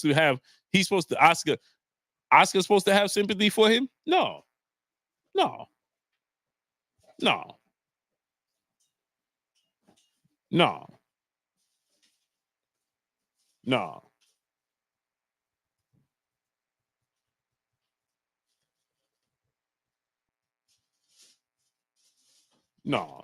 I'm not going to dismiss everything Oscar that Rolly said to Oscar. No, it don't work that way. That's the problem. You know what I'm saying? We want to dismiss everything leading up into that. He got knocked out, and Oscar had the last laugh, and now we mad. Algernon Brown, my brother in the super chat, dropping that Cinco on your boy Blue. He said, bro, I can't believe that dude A-side. He is a clown. Did you take that video down? I took it down because we talked like, man, we came to an understanding. We understood that it was misunderstanding about the whole recording. There was misunderstanding about, what was said and what was done. And we spoke like, man, offline as we should have from the very beginning. So that's why I took it down. We had a conversation. We talked a few times now, and we come to understand it. So, support his channel, support his grind, man. And again, yeah, we came to understand it. So we settled that. Goes to show you how good Tank really is. Jay Gillimore, what's up, family? Guillory, what's up, family? Tank is nice. I told y'all Isaac Cruz is nice. I had my Matthew Bishop, what's up? I had my prediction video for that fight, right? Isaac Cruz is a superstar. D-Boy Dad, what's good? He said, I didn't hear about what happened. Oh, you won't. You won't either. King Ali, what's good? Yeah, go support him. Go support his channel. Support his grind. So, Polo Day, what's up, family? So now think about this, right? I told you guys that Isaac Cruz is nice, and I told you, breaking news: Isaac Cruz hit 1.1 million followers on IG. I told you, Devin versus Isaac Cruz will be a huge fight now. Faction Deuce 4 was good. You're a real one, Blue. You're gonna be blessed in the face of the haters. Watch. Salute. Appreciate you, Faction 24. So here's the thing, right? You got to think about this, right? Yeah, Pitbull was a draw. So, like I said, so now I'm not going to dismiss everything Rolly said about Oscar De La Hoya. You know what I'm saying? Now we gotta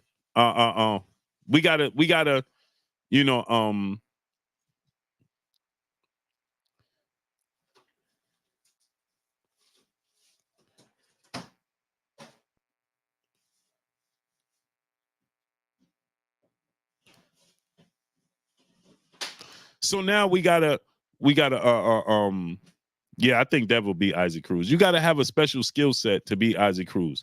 You got to have a special skill set to keep him off of you. You know what I'm saying? You got to have a special skill set to keep Isaac Cruz off of you. You got to have a jab. You got to be disciplined. You got to have good footwork and a high ring IQ. And you got to use your jab from range. If you don't, you in trouble. If you don't, you in trouble. Pitbull is a superstar now. He's a superstar. Enzo 88, you got to have a nice jab. Facts. T-Buzz, what's up? Southwest Dice said, Champside said the whole arena was there for Pitbull. Yeah, I can see that. Aganon Brown, he said, also, do you think that Tank made him a superstar? 1,000%. Tank made him a superstar in so many different ways. In so many different ways. He got to thank Tank. He great. What's up, family? Tank giving him the opportunity, and then him being competitive against Tank.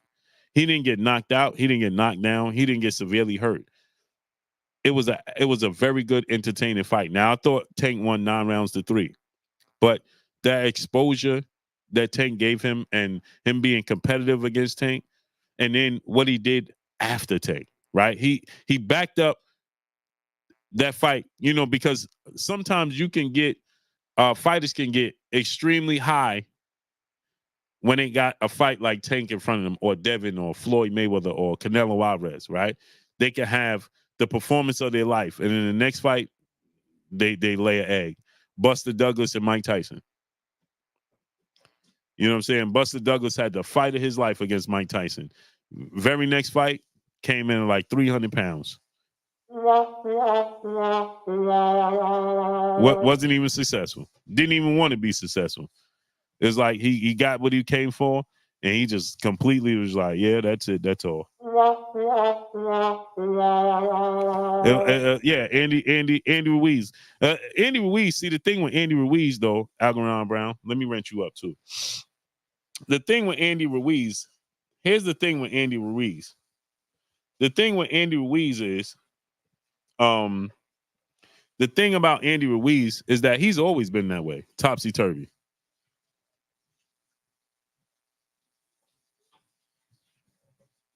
Yeah. Hood Rich, we were supposed to get the fight announcement this week that just passed, but I guess they didn't want to overshadow it because we were supposed to get the announcement this week. So maybe this week. So Andy Ruiz has always been topsy-turvy like that. Andre, what's up, family? He's always been topsy-turvy. So that's not a shocker. But yeah, he had that big fight with Joshua, and it was like, but again, when you put Andy Ruiz got in there with Luis King Kong Ortiz, he dropped King Kong Ortiz like 4 times. He looked great in that fight. Now, he got hurt a few times, but he looked great. He got hurt against Chris Arreola and dropped. But he's a fighter that fights to the level of his competition.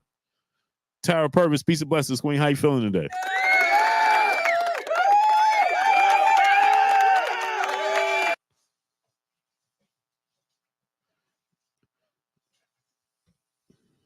So he's a fighter that he fights to the level of his competition. He fights to the level. He's a fighter that fights to the level of his competition. So that's expected from Andy Ruiz. You know what I mean?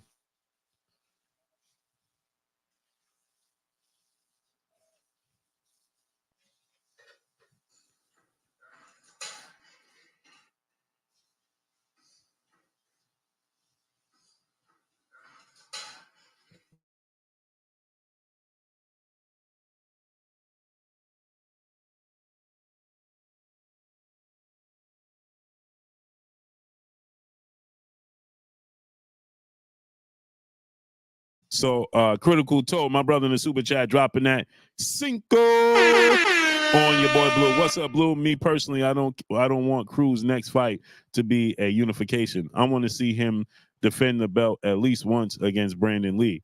Oh, I love that fight, Critical told. I love that fight. I love that fight. It don't got to be a unification. Well, anyway, let me tell you why. Critical told it don't got to be a unification. You know why? It don't have to be a unification because all of the champions got fights anyway. All of the champions got fights coming up anyway, right? And some later than others. So therefore, they won't be ready anyway. You know what I'm saying? They're not going to be ready anyway. So that's only right. You dig what I'm saying? So I'm not opposed to that. Salute to No Diddy, my brother in the super chat, dropping that Cinco. Pitbull got a strong jaw and neck. Pause. No A side. Hashtag take that, take that. Salute to my brother No Diddy. Rich Porter, my brother in the super chat. Much love, brother. He said why they want to do to Canelo what they doing at 154. Why don't they do to Canelo what they doing at 154? Because Canelo is the face of boxing and the cash cow, and money rules. Cash rules everything around me. Cream, get the money. That's what it is, Rich Porter. Dollar bill, y'all. Cash rules everything around me.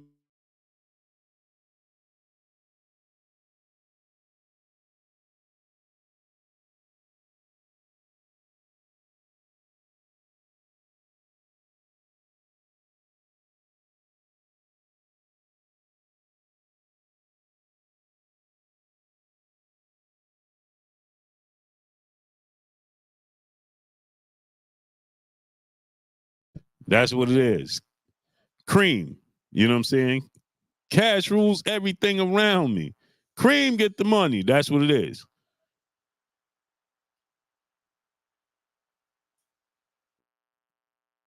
That's what it is. You know what I'm saying?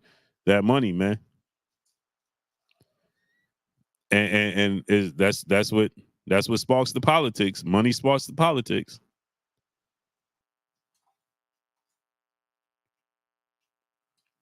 Money sparks the politics. Donnie D, 1954. What's up, family? Triple OG in the building. Salute to the triple OG in the building.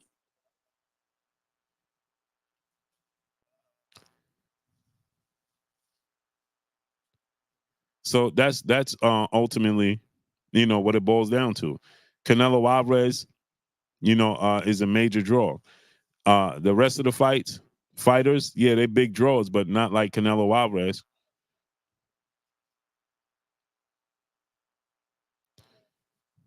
They're big draws, but they're not like Canelo Alvarez. And so Canelo Alvarez is going to bring something to the table financially, that other people just not going to bring. And because of that, they allow Canelo Alvarez to move how he move. Period. You know what I mean? It's unfair. It's unfair to say the least. Unfair to say the least, man. You know what I'm saying? But that's the sport of boxing that we love. Politics. Again, like I said, there's no justification. None. There's simply no justification that justifies Errol Spence getting the opportunity to fight for that belt over Terrence Crawford. None. There's zero justification for that. Zero. RC, what's up, family? Quincy Carter, what's up, family? Dub JM3, what's up, family? Zero justification for that. None. You can't explain that. Smash that like button, man. How many likes we got? Let's get the likes all the way up. Drop $1 in super chat. Refresh the super chat. Kiki, peace of bless, Queen. How you feeling today?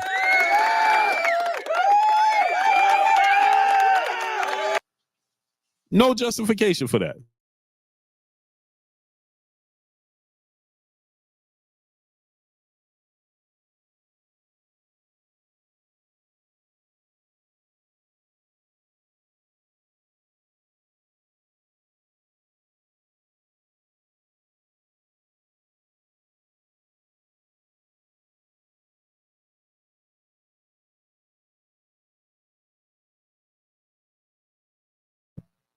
You see him saying? Johnny Cross, what's good? Nigerian Nightmare, what's up, family? So that's what happens. You understand? You can't justify this. There's no justification for it. The beauty of Africa, salute. There's zero justification that tells you that, And again, like I said, I have no problem with Errol Spence getting the opportunity to fight for a title, just not over Terrence Crawford in the same situation scenario. No, sir. And to let us know this was already premeditated is even worse. To let us know they're not even hiding that it was premeditated. I'm gonna go fix up the studio this week. King Randy, what's up, family? Blue, would you say Bud is bigger star than Errol right now? I don't know if he's bigger, but right now, as it stands, they're probably about the same. Larry Lopez, what's good? I don't know if he's bigger, but they definitely probably about the same. Self-made Mafia family, what's good? He definitely ain't much bigger now. Again, you take him to the right region. Biz 0128, what's good? You take Errol Spence to Dallas, oh, he gonna sell out.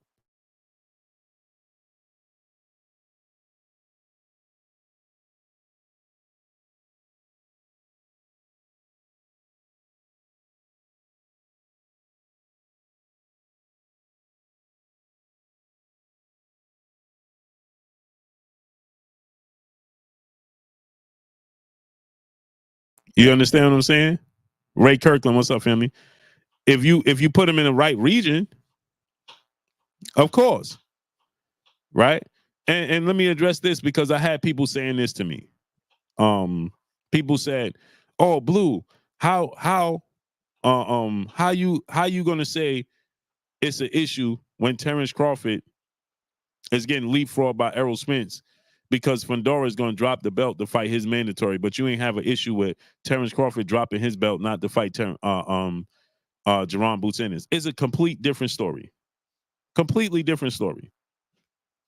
It's completely different. Let me explain to you how. For one, Aaron Purnell, what's up, family? For one, okay, Duran Boots Ennis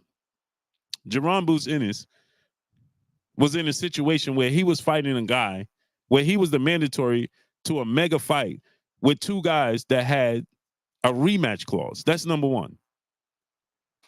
So that rematch clause that stalled out everything. Okay, because they had a rematch clause. Terrence Crawford was not aware, that he was gonna not rematch Errol Spence. He wasn't aware of that. So that's number one. Okay, he wasn't aware of that. So when Terrence Crawford was stripped of his belt, not to fight Duran Boots Ennis, that wasn't because Terrence Crawford chose not to fight his mandatory. That's because he had a rematch clause that he was contractually obligated to fulfill with Errol Spence.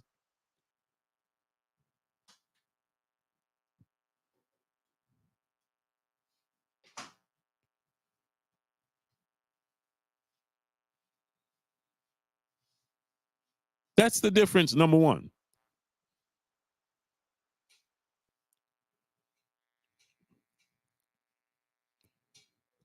Okay? So when people say that, people saying, "Man, you ain't have an issue with Terrence Crawford dropping the belt." Terrence Crawford didn't drop the belt. He got stripped. That's number one. Terrence Crawford didn't drop his belt. He didn't drop his belt. He got stripped of the belt. He didn't drop the belt. He got stripped and he got stripped in the mix of negotiating a rematch with Errol Spence. That he had a rematch clause for what was the biggest fight in a decade. Okay? Let's get that straight. Let's understand that. That's number one. Number two, right? Terrence Crawford moved up in weight. He moved up in weight as well before the Duran Ennis fight. Tim Tszyu and Fundora didn't move up in weight. Okay? Another thing, Terrence Crawford is coming off of a victory. He's not coming off of a loss. Terrence Crawford is not fighting the guy Duran Boots Ennis beat over fighting Duran Ennis. Okay, Errol Spence is trying to fight Terrence Crawford just dominated and stopped Errol Spence and is moving up to fight the champion. He just beat Errol Spence. TikTok conspiracy, what's up? That's completely different scenarios. So, Malik K, what's good? He said Bud knew what he was doing, big bro. Come on. What was he doing, bro? What exactly what is he doing? Y'all got to stop. I don't know where y'all get this information from. Malik K said Bud knew what he was doing. What was he doing? What exactly was he doing, Malik K? Let's understand. You said, come on, big bro. He knew what he was doing. What was he doing? Explain to me, because I don't know what he was doing. And you don't know what he's doing. So what was he doing? Rich Porter, my brother in the super chat, dropping that Cinco on your boy Blue. If Bud unify at 3 divisions, is he the face of boxing, Unc? Oh, yeah, he should be the face of boxing right now, but politics is preventing that. He should be the face of boxing right now. He's already 3-division champion, undisputed in 2 separate weight classes. If he comes a 4-division champion, undisputed in 3 separate weight classes, how's he not the face of boxing? But that just goes to show you, boxing is not about who's the best. It's about politics and popularity. That's what boxing is about. Boxing is not about the best fighting the best. It's about politics and popularity. Last name first, what's good? Yeah, they're not sending it out. Kyle Porter, what's good? That's what boxing is about.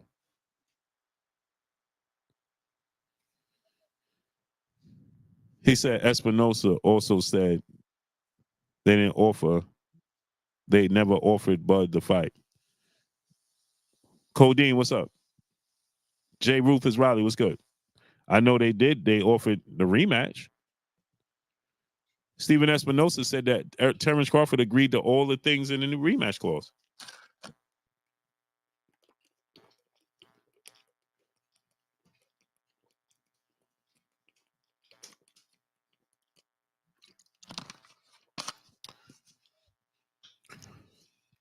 That's what he said.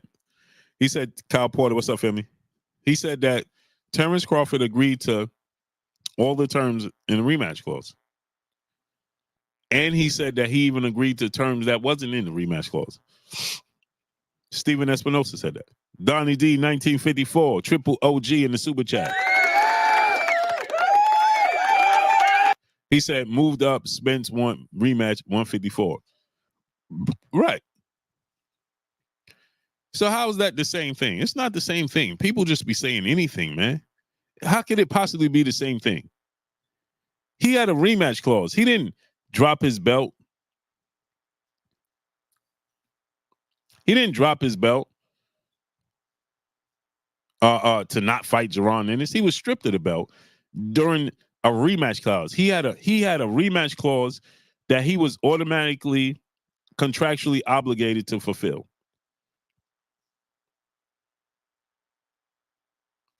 He had a rematch clause that he was contractually obligated to fulfill. He thought that that's what was coming. Willie Bradley, what's good? He's independent. Why would PBC make a fight with him at the point when they can make money? Okay, so let me ask you a question. See, this is the stuff that I don't want in the sport of boxing. This is why I do what I do. Codeine, what's good? It's stuff like this is why I don't want this in. This is why I do what I do with the sport of boxing. We shouldn't have fans like this in the sport of boxing. Mike H, what's good? We shouldn't have fans like this in the sport of boxing. You should be a real fan of the sport of boxing. You should want to see the best fighting the best, and you should want to see people that work their way in position to get their opportunity. Not talk about what the politics is. What are you talking about? Cook Monster, what's good? What are you talking about?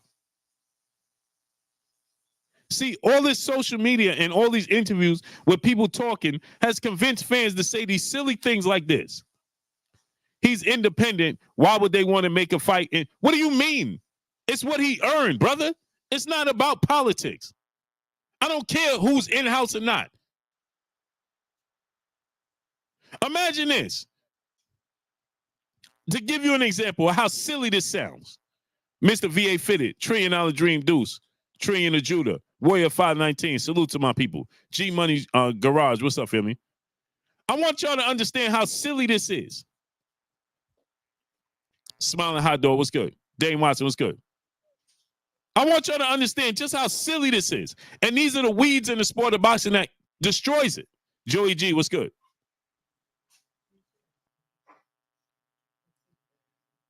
Right? So let me give you an example. Imagine this, right? Based off of what he said. Imagine this. Imagine the Lakers in the NBA. Let's talk basketball for a second. Imagine the Lakers play the Clippers in the Western Conference Finals. That's in-house, right? Bradley Love, what's good? That's in-house, right? The Lakers play the Clippers in LA, right? Imagine that, right? Now, imagine the Lakers beating the Clippers.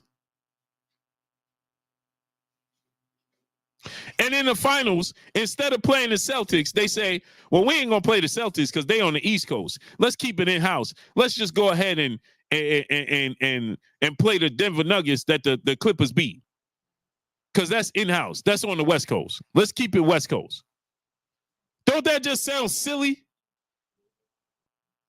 Well, they not on our coast. They not in our conference. So let's keep it all in-house. And the conference keep all the money in-house. Doesn't that just sound silly? Would you be okay with that? Would you be okay with that? And the Celtics earn their position to play you in the championship? Would you say, yeah, well, man, that's all right, go, because, you know, Celtics ain't on the West Coast.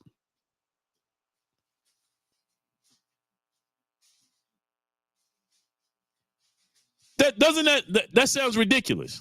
King Swisher said, bad analogy. No, it's not. They're on the same coast.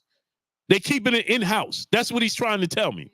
He's saying that they shouldn't play outhouse, teams outside, because it's better business to keep it inside. So let me ask you a question. Do you think it's better for the Western Conference to keep it Lakers versus Clippers in the finals? To keep it all LA and not go outside of LA? That would sound silly, right? Stanley Bailey, what's up? That's equivalent to what he's telling me. Well, it's the PBC, so they shouldn't have they shouldn't have to do business with independent contractors, or they shouldn't have to do business with Top Rank because they ain't gonna make no money that way. Well, first of all, they all independent contractors, because let's keep in mind, didn't Steven Espinosa tell us that all boxers, and none of these boxers, Al Heyman is an advisor, not a promotional company. Donnie D, 1954, brother in the super chat, triple OG. He said all that was after the fact anyway. Right. So you want to see a guy that just got stopped. The guy that just knocked out the other guy don't get an opportunity to fight for the belt. But the guy he knocked out gets an opportunity to fight for the belt. And did nothing afterwards. Who did Errol Spence beat after that? Nobody. He didn't even fight after that. Neither one of them did. So you telling me Terrence Crawford just dominated Errol Spence? Wasn't even close. Stopped him, dropped him 4 times, and won the fight. He don't deserve the opportunity to fight for the title, but Errol Spence does. And you telling me, well, that's only right because it's in-house. I didn't know we talking about. I didn't know the sport of boxing was a PBC tournament. I didn't know the sport of boxing is a PBC tournament. Somebody like me. Did I miss something? Because it's called World Championship Boxing. I didn't know this was a PBC tournament where everything is just in-house. Enlighten me. Rich Porter, my brother in the super chat. He said Boots and Haney at a catchweight 145. What you think? I don't think nothing of it. I think that there's no point because they'll fight at a full weight at some point in time.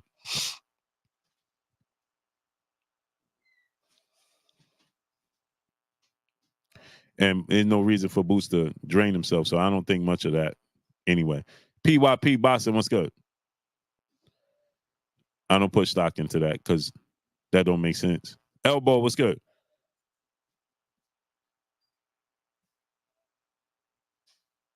Right.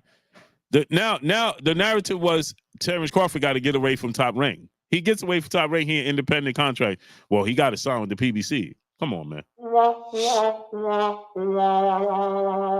Yeah, y'all all talking about Boots fighting everybody, and Boots ain't even signed to the PBC. Come on, man. Make this make sense, man. And y'all regurgitating this nonsense.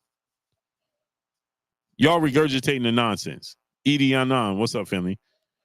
Edie Anand, brother in the super chat, dropping that Cinco on your boy Blue. Blue, what was the misunderstanding when you and A-Side? I missed it. I'm just going to keep it what it was, brother. Just going to keep it what it was.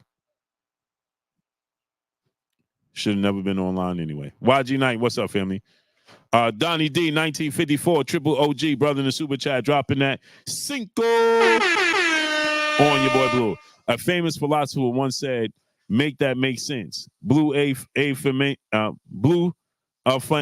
famous philosopher once said, "Make that make sense." Blue, yeah, make it make sense. Don't even make sense. Will, what's up, family?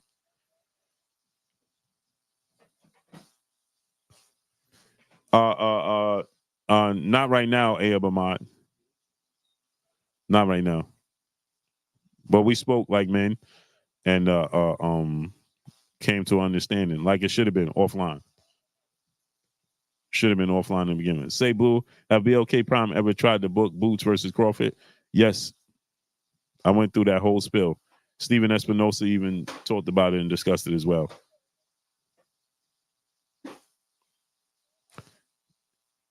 Yep. Mr. Lightning, he did. And he cleared the air. We cleared the air. You know what I'm saying? So salute to A-Side, man. Go subscribe to Ring Rivals with A-Side, man. Yeah, we cleared the air, man, and we understood there was misunderstanding, and the whole recording thing was a misunderstanding, and we cleared the air. Shout out to him, man. Go subscribe to Ring Rivals with the brother A-Side. Go subscribe to him, support his channel, man. Kiki, peace of blessings to the queen in the super chat, dropping that Cinco on your boy Blue. Hey guys, if we support Netflix, Prime, Hulu, Paramount, and all the other streaming services, support Blue Blood. The content is always great. Oh, blessings to the queen, Kiki.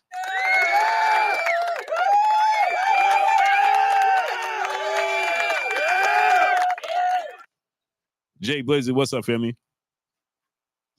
Yeah, we did. We did, Ty in the Scott. Blessings to the queen, Ty in the Scott. Yep. Shout out to him, man. Go subscribe to his channel. Almighty OG, what's up, family? Go subscribe to his channel, man.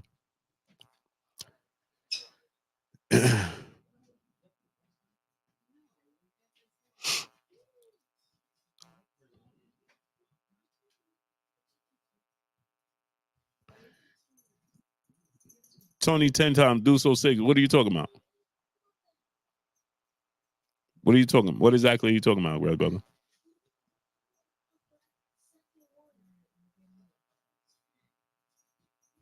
So who you think Spence should fight now? Tim Tszyu. Why don't he fight Tim Tszyu? And then the winner of that fight the winner of Errol Spence, Sebastian Fundora.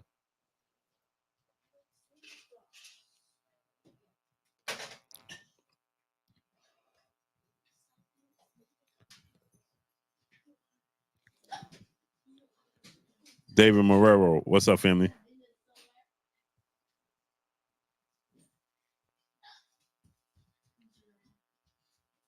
Donnie D, 1954, triple OG, brother in the super chat, dropping that Cinco, half a dub on your boy Blue. He said, yeah, Blue, a man of character and class. Salute to you, great brother. Yeah, T-Bugs, but, it was misunderstanding.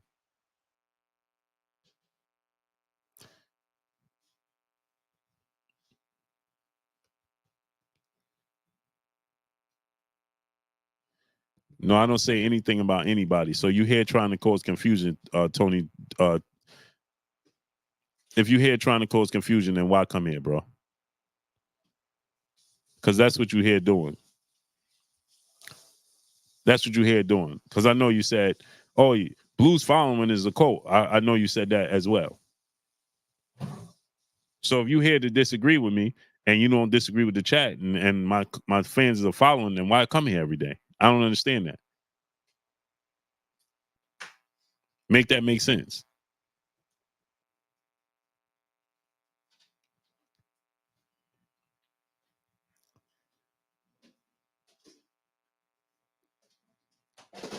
And you would know if you knew. Ethiopian odds. What's good, family? So it's clear that you just want people to go against what I said. That's point blank and period. Shamel James, what's up, family? K Different Breed, peace and blessings to the queen in the super chat. Dropping that Cinco on your boy Blue. Said, I'm a fan of Spence, but Bud do deserve the opportunity over Spence. Spence should fight for the other belts so him and Bud can meet up again at 154. Agreed. Yeah, they said that. Katie the GOAT, what's up, family? He said Blue is AB fighting Cobb. Yeah, it's supposed to be May 30th, May 31st or something like that.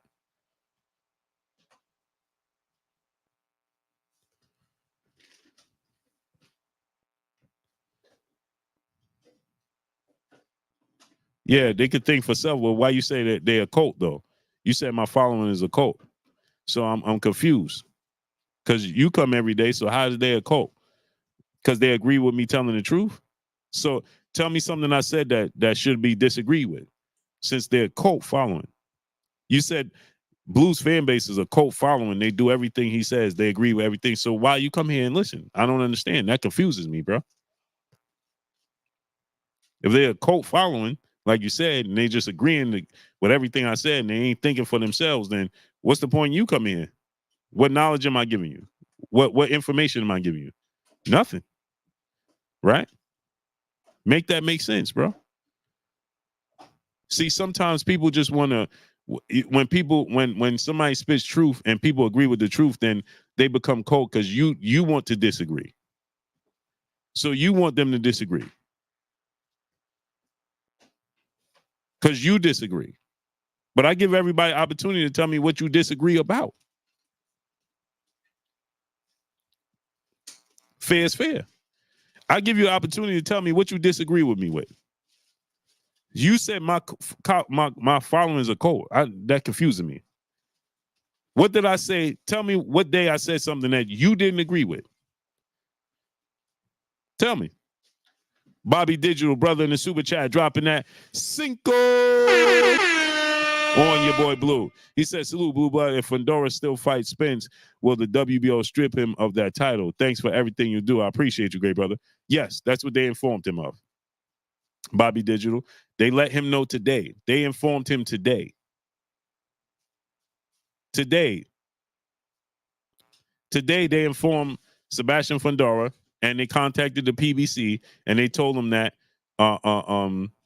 they best salute to my brother, real boxing facts and opinions. My brother, Big Rich in the building. Go subscribe to my brother, Big Rich, real boxing facts and opinions. That's my brother in real life. Salute to Rich. What's up, family? Rich Porter, my brother, back in the super chat. He said, Uncle Blue, keep doing you. We care what he say. 100. Salute. Appreciate you, great brother. Tim Zoo do deserve the rematch, Jay Ruthless Riley. Like me and Stitch was just saying. It's unfortunate situation. It's unfortunate the fact that Sebastian Fundora caught him with the elbow, incidentally, and it's unfortunate that Tim Zoo ran into it. But styles make fights. It could happen with a southpaw. It could have happened with Keith Thurman. But like Stitch said, his team should have been conscious enough of the rules to understand what they should have did in that moment. Donnie D, 1954, triple OG, back in the building, back in the super chat. He said it was settled. Let it go. Facts. H-Dub, what's good? Facts.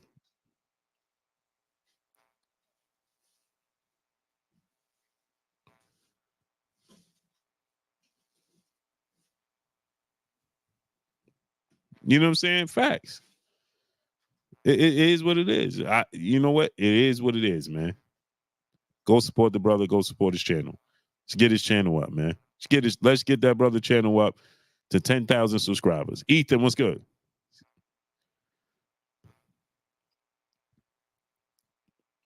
Let's get A-Side channel up. Ring Rivals with A-Side. Get it up to 10,000 subscribers, man.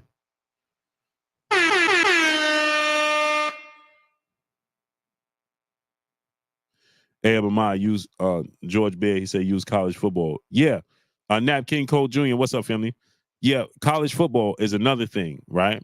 When you look at college football. Oh, and I need y'all to go support the other channel, man, because this week, me and my nephew, we're gonna be building up. I'm trying to build up that studio.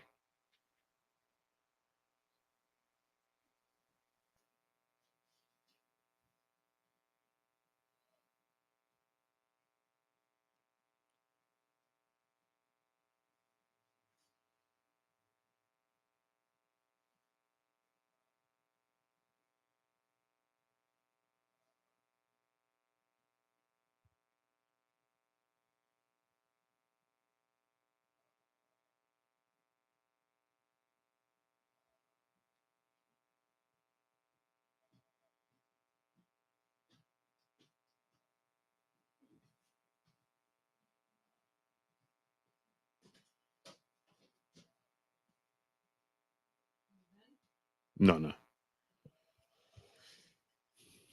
Louis Melendez, what's up, family? Blue, what it do? Fundora Timzu rematch. Let's go. He deserves it. He deserves it because guess what? The truth is, Tim Zoo could have easily said, you know what? I'm not fighting Sebastian Fundora on short notice. RC, what's good? Appreciate you.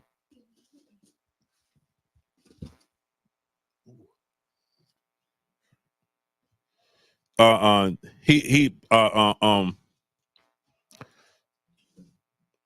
do it for the love, right? Chactaw Montana 808. What's up, family? BVG Trey, what's up? Because Tim Zoo didn't have to take that fight. He didn't have to take that fight. Tim Zoo didn't have to take that fight at all. You understand what I'm saying? He didn't. Tim Zoo could have said, man, Keith Thurman hurt. I'm just going to sit this out. He could have easily said that. He said, bro, you know what? Keith Thurman hurt. I'm going to sit this out, right? Right? He could have said, I'm going to sit this out, and he could have said, you know what? I'm not going to fight him. I want to fight a lighter touch opponent.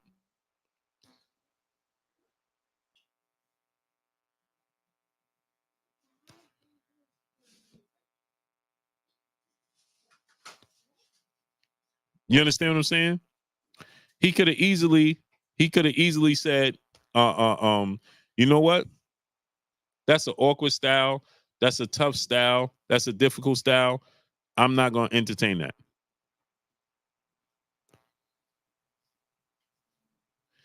My brother Clay Moraine, he said, hindsight says he should have. PBC don't look like they're going to show no love. Right.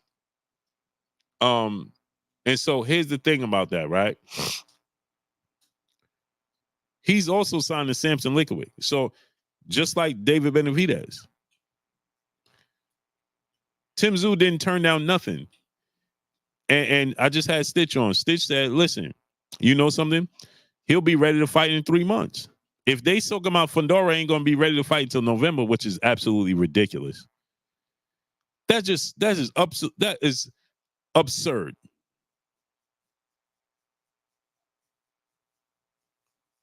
That's absurd. How's he not going to be ready? If Tim Zoo ain't, he the one that suffered Fundora ain't going to be ready till November? Come on, man. What did I tell you? I'm going to say this to y'all again. What did I say to it? I'm going to say this, right? Maybe Errol Spence won't be ready till November. Fido, what's good? I told you guys, this is a way to a stalling tactic. Maybe Errol Spence would not be ready. John Smith, what's good?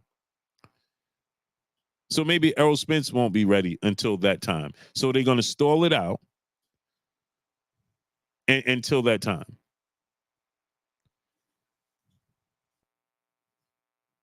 How's he not going to be ready to November? How?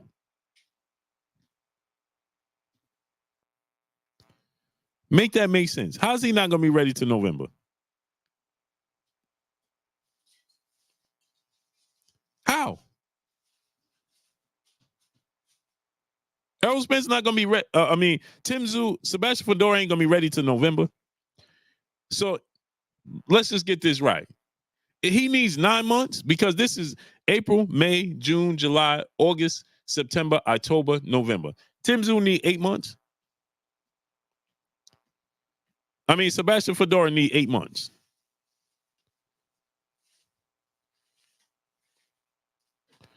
Big Sarge 31, what's good? Classy Mag, what's up? Now, listen to this, right? I want y'all to listen to this. I want y'all to take this into consideration. They already had the plan for Errol Spence to fight one of these fighters in November, in Dallas, Texas. I told you guys already, which don't make sense for them to wait till November because the Cowboys will be back playing. So I don't understand why they would wait till November because the Cowboys will be back playing. So that don't make sense because now you gotta structure it around the Cowboys. Although Errol Spence has a great relationship with Jerry Jones. Jerry Jones don't control his schedule. The NFL as a whole does. As a matter of fact, I think the schedule already came out. Yeah, they definitely blackballing Terrence Crawford, and you got fans out here high-fiving and chest bumping, cheering this on. It's disgusting, man. It's absolutely disgusting. It's absolutely disgusting. You got fans out here talking about, why should the PBC give Terrence Crawford a fan a chance? Man, that just sounds ridiculous. It just sounds absolutely ridiculous. Why should the PBC, man? They shouldn't, they need to keep it out house. They need to keep it out house.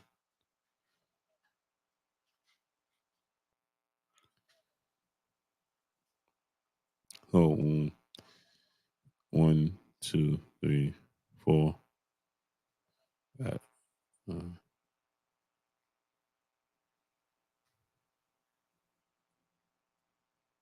The Cowboys got like 3 home games in November, if I'm not mistaken.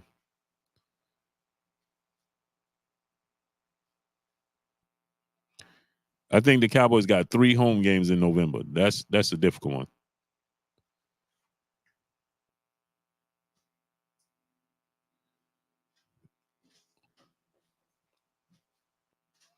I think the Cowboys got 3 home games in November.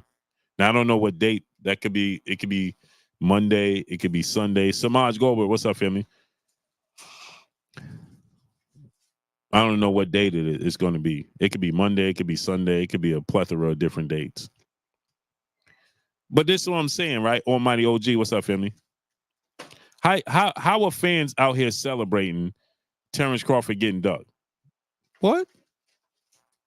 How is that a thing? Where do they do that at?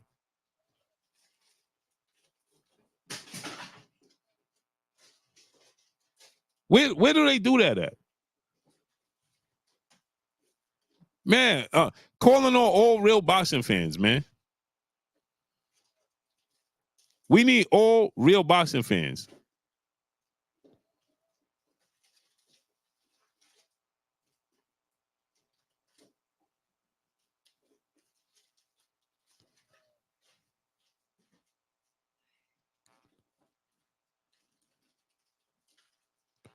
Where are the real boxing fans at? Because that's who we calling upon. Again, like I said, I'm an Errol Spence fan too. I want to see Errol Spence compete. I want to see him get his opportunity. But come on, man. Let's be real here. Let's be real here, man. You should want to see the best fighting the best.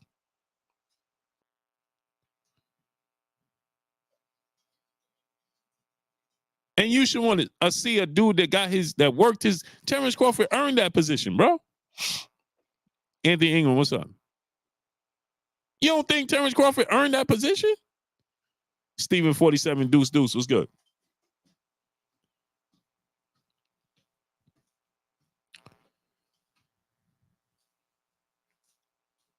Big Hearn, what's up, family? Y'all don't think that Errol Spence, that Terrence Crawford earned that position? You understand? You don't feel like he earned that right? Crawler Low, what's up? Exactly, Big Herm. If anything, Tim Tszyu should get his rematch. In natural pecking order. It should be Tim Tszyu, Terrence Crawford,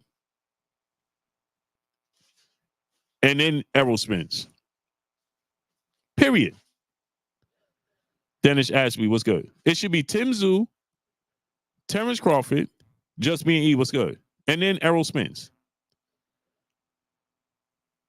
You got the pound for pound best fight in the world. Just dominated a fighter. And now people, man, make this make sense, man. Make this make sense, man. And then people out here talking about, well, nah, it should be in-house. What? Money Talks, what's good?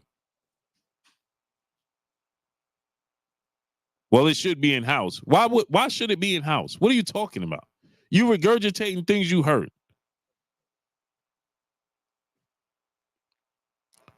Again, like I said, I like Leonard Ellaby. It's my guy. But Leonard Ellaby know he wrong. You know you wrong, bro. What you mean it's family? Man, it's family. No. You can still make money. Greed is not necessary in the sport of boxing. That's the problem. You can still make money. Fundora is still a PBC fighter. So you still getting paid. And Terrence Crawford is a network promotional free agent. It ain't like you got to split it with another network and another promotional company. You keep it all the proceeds. The problem is Terrence Crawford don't agree with their business model. That's the problem. He goes against the business model. North side of Dallas, what's up, family? That's the problem. Easy E9, what's up? The problem is Terrence Crawford goes against their business model. Bobby B, what's up? Habitual line stepper, what's good? That's the problem. He don't go with their business model. And so because he don't go along with the business model, right, then he's frowned upon. Why does he have to go along with their business model? It's not, he don't have to do anything. He's earned his way in the ring. That's it. That's all. Tom Rice was good. And because you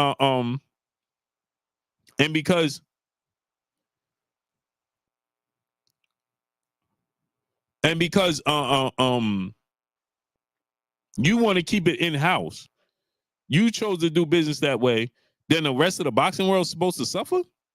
Make that make sense. Dizzy G Mac, what's good? So because you made the decision that y'all want to keep it in, I want y'all to put this in the perspective, right? Because see, this is what people don't think about. Because if these roles were reversed, I can guarantee you people would not be having this thought pattern. Imagine if Terrence Crawford was with Top Rank. And imagine Terrence Crawford got dominated and stopped by Errol Spence. And then imagine Terrence Crawford and Fundora and Tim Tszyu is with Top Rank.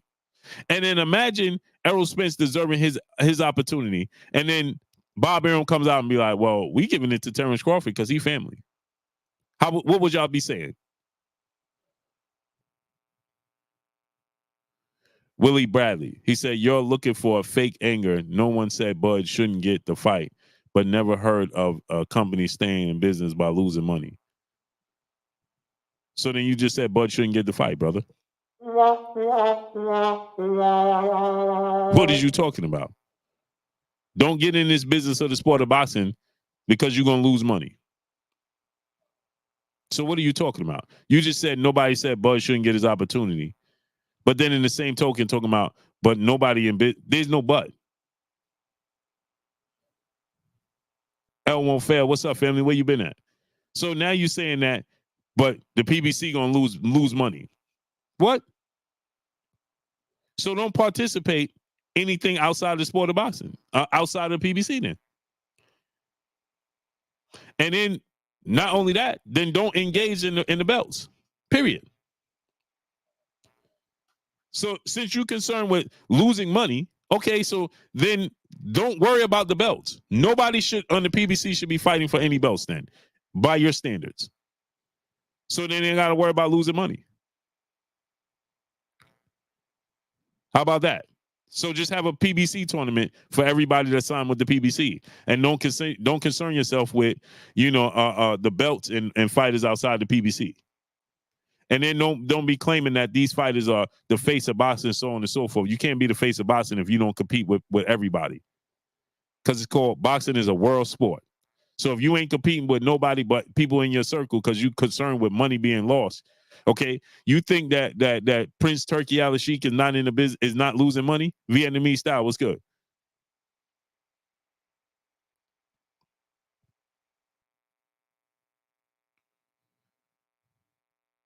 And then you said they're not in the business of losing money, which I completely agree with.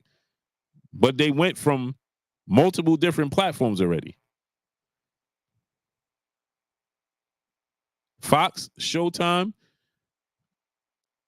and now they with Amazon. Everybody loses money in the sport of boxing. Bobby Digital, my brother in the super chat, dropping that Cinco on your boy Blue. He said, please tell me how Crawford's Fundora in Vegas not going to make money. Crawford coming off smashing Spence. These Spence fans has crazy logic. Facts. No, because Bobby Digital, this is what happens. They go off of what they've been told. They don't see these numbers. For all they know, Errol Spence is losing money. How would they know?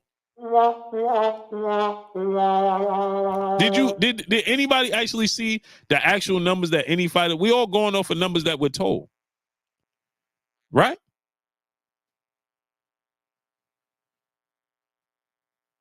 You going off of numbers that you was told, right? So how would you know who's making money and who's not? Again, like I said, the fans is going off of what they've been told. They've been told this, and now they're regurgitating it. They're repeating it. They don't know. Michael Newman was good. So how would you know? Man, I ain't never seen a business. How you know what money they making and not making? Did you see it as a fan? So why are you repeating that? All you should be concerned is seeing the best fighting the best. That's it. That's all. Donnie D, 1954, Triple OG, back in the building, back in the super chat.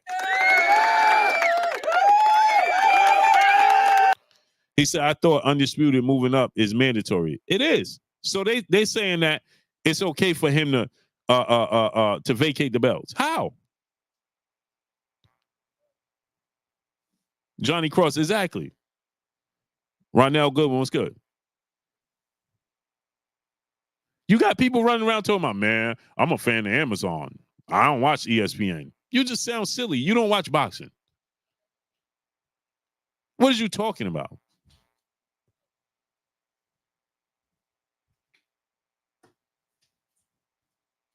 If you only concerned with, if that's the case, Top Rank should only do Top Rank fighters and Top Rank fights. That's it. That's all.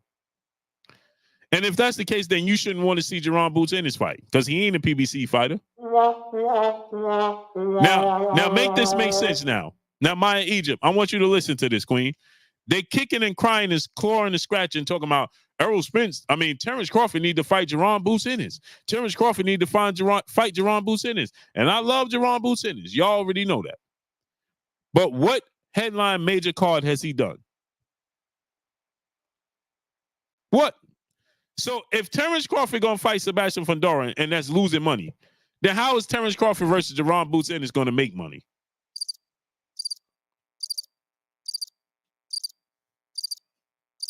Huh? Tell me. Sticks 1400. What's good? Tell me. These the same dudes running around talking about he need to fight Duran Ennis. Oh, the PBC gonna pay for him to fight Ennis because they ain't in the business of losing money though.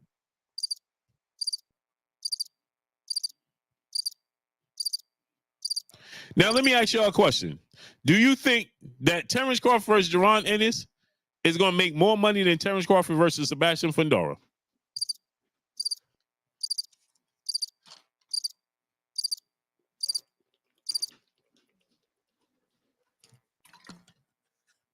Huh? Go ahead, great brother. You said they're not in the business of losing money. Go ahead, tell me.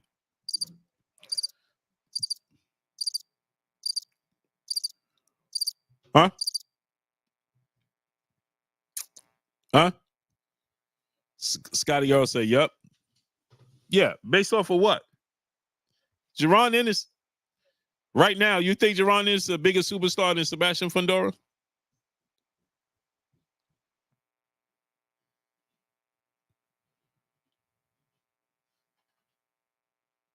My bravado, what's good? You think Duran Ennis, and I love Duran Ennis. You think he's a bigger superstar right now than Sebastian Fundora? They probably the same, if anything. But don't they tell you you need a Mexican fan base to sell? Don't he got the Mexican fan base? Somebody tell me. I don't know. I'm lost. Y'all crying about Terrence Crawford fighting Duran Ennis, and then talking about if he fight, they don't want to lose money on Crawford. Then how he fighting Duran Ennis? They will lose money 2 times over him fighting Duran Ennis, right? Because Terrence Crawford don't sell, and Duran Ennis ain't even signed to the PBC.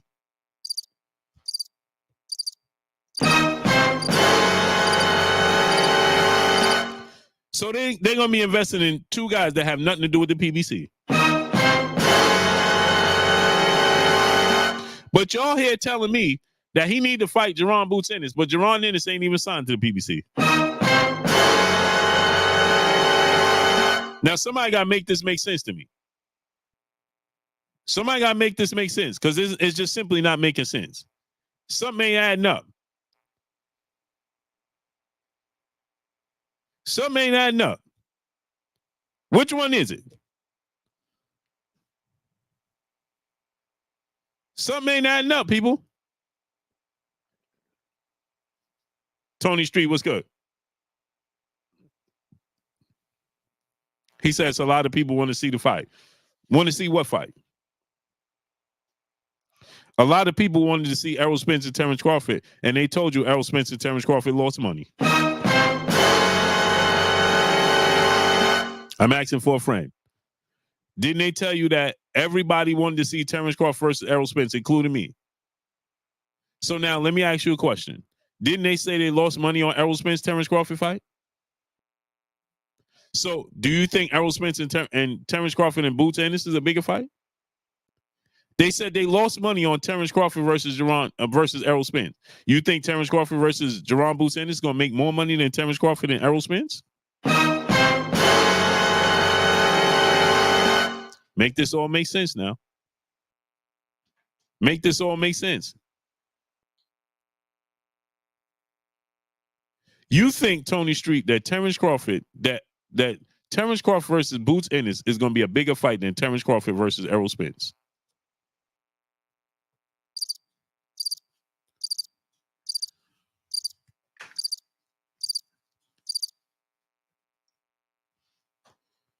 Detroit D-Town, what's good? Boots is not signed to anybody. He's a network promotional free agent.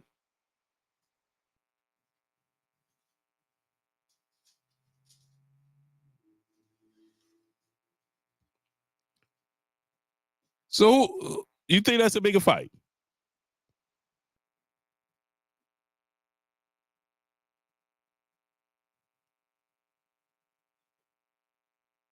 You think that's a bigger fight?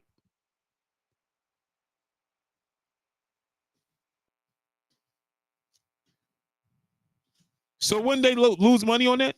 See, it's a business when it's convenient for y'all. When it's convenient, Chris Esperon, what's up, family? When it's convenient, y'all talk about, well, it's a business.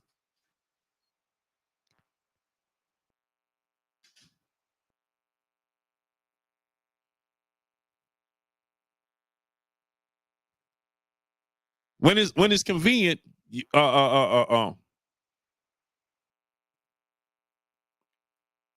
they think it's convenient. When it's convenient, they think that it's it should be done.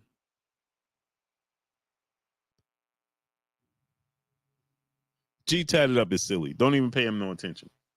Ignore him. He's just looking for attention. Too many belts. Too many belts. Too many belts.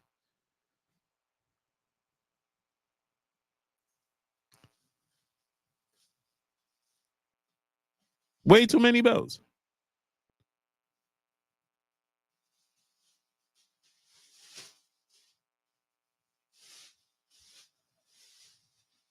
Right? So now think about this.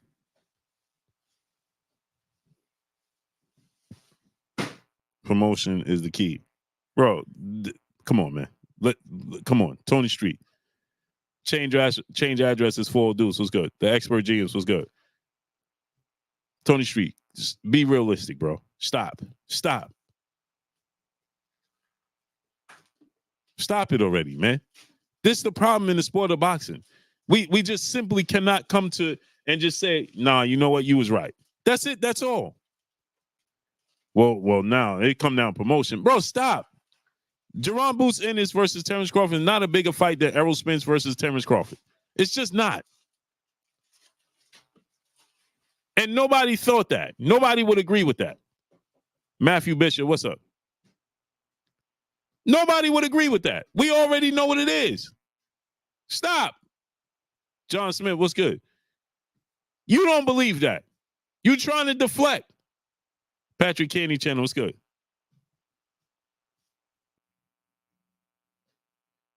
You think it's being more entertaining? How? Errol Spence and Terrence Crawford was entertaining. That wasn't entertaining? You think it? How is it going to be more entertaining than that?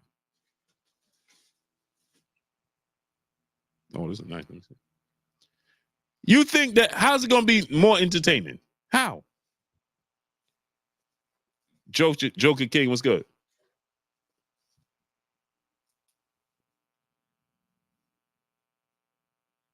These are nice. These Buddhists? Those are nice. GTD said Boots is more entertaining. Boots is more entertaining than Errol Spence, bro.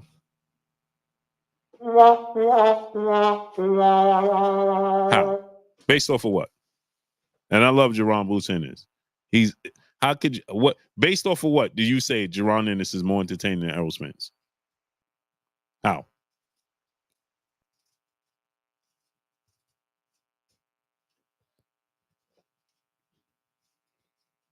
Based off of what?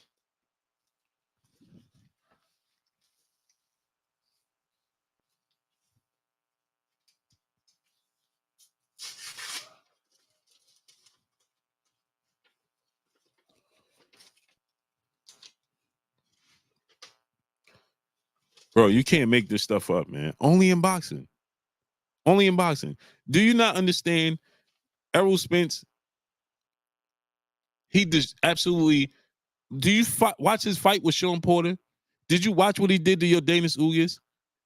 Jerron Boots Ennis is super exciting. But to say he's more exciting than Errol Spence is ridiculous. If anything, they would be the same. So you think Errol Spence's fight with Terrence Crawford was less entertaining? You think Errol Spence going out on his shield, giving it everything he has in a fight with the best fighter in the world, he went 9 rounds, going out on his shield, was less entertaining than Boots versus Villa? You sound silly, bro.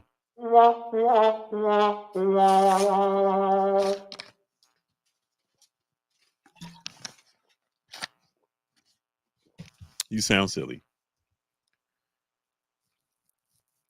You sound silly. They all of them is exciting, bro. Ain't not one of them is more exciting. Boots is not more exciting than Spence. Spence is not more exciting than Crawford, and all vice versa. They all present the same thing, a level of excitement. Period. Boots is younger. That's what he is. If you find more enjoyment in his style, cool. But to to say he's more exciting than Errol Spence based off of what, man? Come on, man. So you mad because the fight wasn't competitive? Because the fight wasn't competitive, meaning it wasn't exciting? Come on, man. Come on, man. That just sounds ridiculous. Tariq Reed, Triple OG, what's up, family? So because Errol Spence, you thought he got dominated, so he wasn't excited.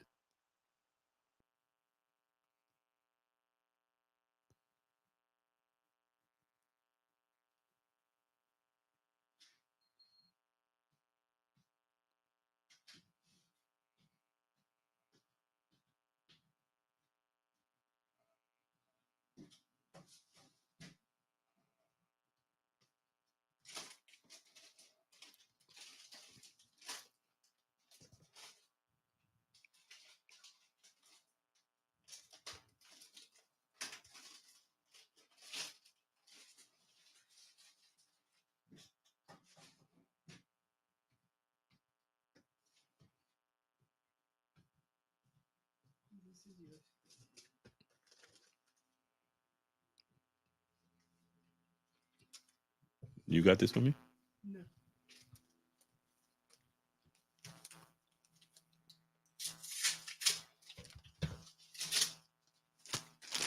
You can't see the letters. Let me see those glasses, folks.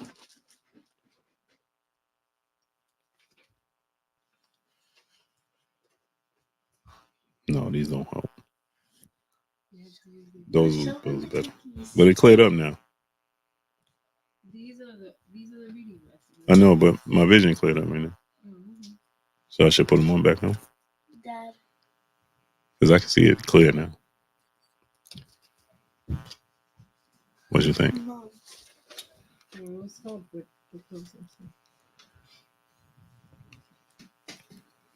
The same thing could happen to Boots. Nobody. Yeah, you. We don't know what's what. You know what I'm saying? We don't know what's what.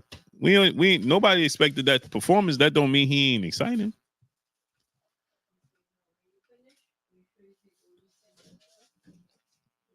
Just say you didn't expect that. You didn't expect it to be Terrence Crawford to dominate.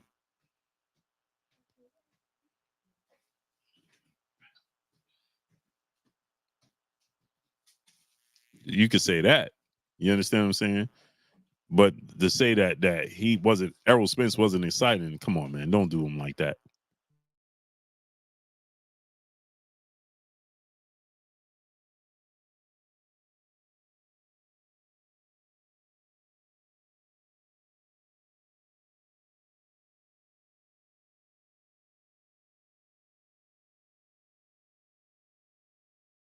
Don't do him like that, man. Errol Spence gave it his all that night, and he was exciting. He was exciting, bro. He came, he came to win, man. And he laid it on. He ain't quit. He ain't quit. He ain't do none of that, man. You know what I'm saying?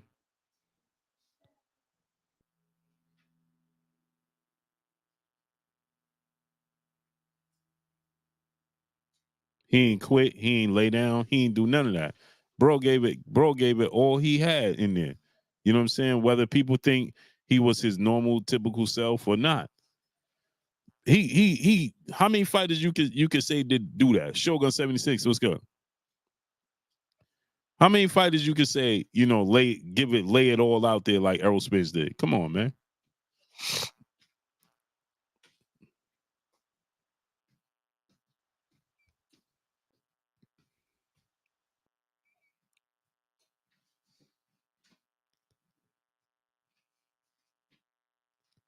Think about that. How many times you watch a fight and be like, man, bro didn't give it all he had? Right? Think about that. This dude gave it all he had. He was letting his hands go. Man, think about this. You watched the fight with Terrence Crawford, Errol Spence. This dude, Errol Spence, was letting his hands go. Whether he got caught, whether he got dropped, whatever. He let his hands go. How many times we see fighters in that position, right? Where they don't let their hands go. As soon as they start getting clipped, they don't let their hands go no more. They don't want to fight. How many times you see that? That was the complaint we had about Jermell Charlo, right? So Errol Spence wasn't exciting and Jermell Charlo wasn't exciting. But look at the two fights. The reason he got dropped 4 times is because he kept going for it. He got dropped because he kept going for it. He like, bro, I'm not going, we going. He kept going for it.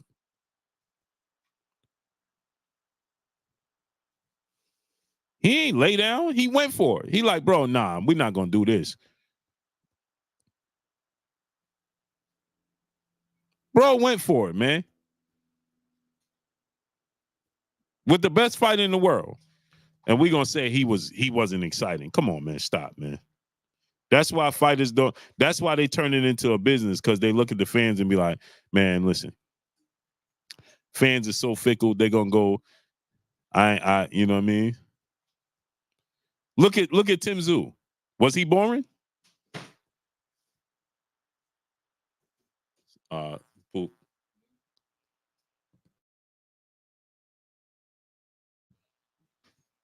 The door's getting ready to start going crazy.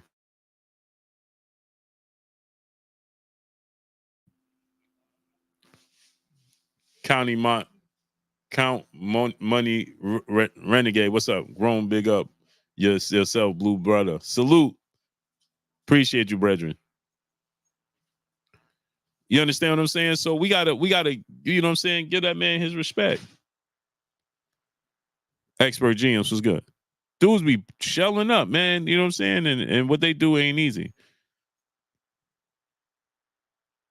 No, GTD. The Tim Tszyu fight was more entertaining to you because the man that you wanted to win didn't come out on top. That's why you're saying Tim Tszyu fight was more entertaining. Crawler Low was good. Because if Errol Spence, if there was the other way around, you'd be screaming how that was an entertaining fight. Come on, man. Stop it. Okay, so GTD. I don't know why you do this. So let me ask you a question, GTD. Was Tank Davis versus Ryan Garcia fight exciting? Was it?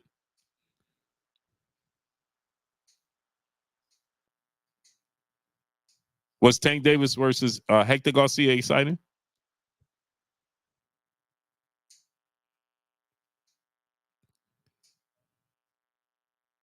So Tank Davis fights wasn't exciting. So what Tank Davis fight was exciting to you?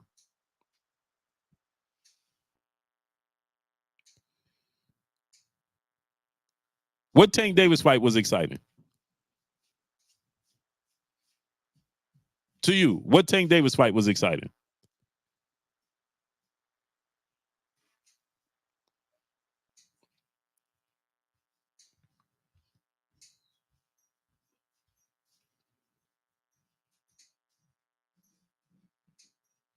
Only Pitbull and Leo Santa Cruz fights was exciting? Mario Barrios fight wasn't exciting? Come on, bro.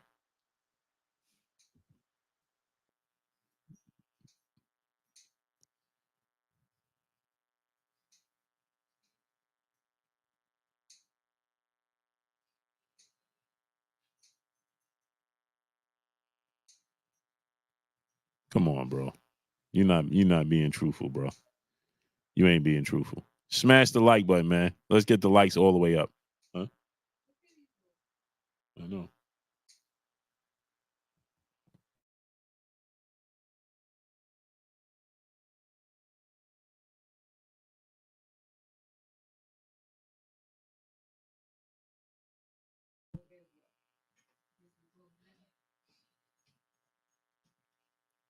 So, I'm about fairness. He said, what Tank have to do with EJ and Crawford?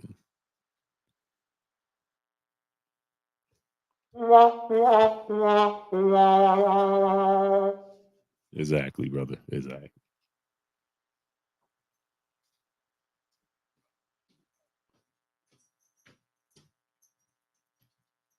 They just following you around.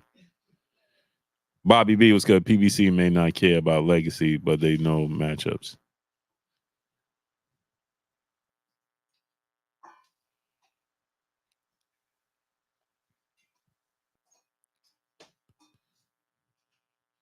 How they know matchups? They just put Rolly in there with Isaac Cruz and expected Rolly to win.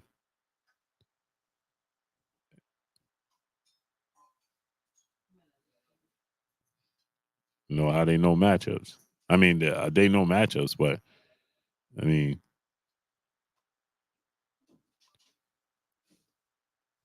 so my thing is this, right?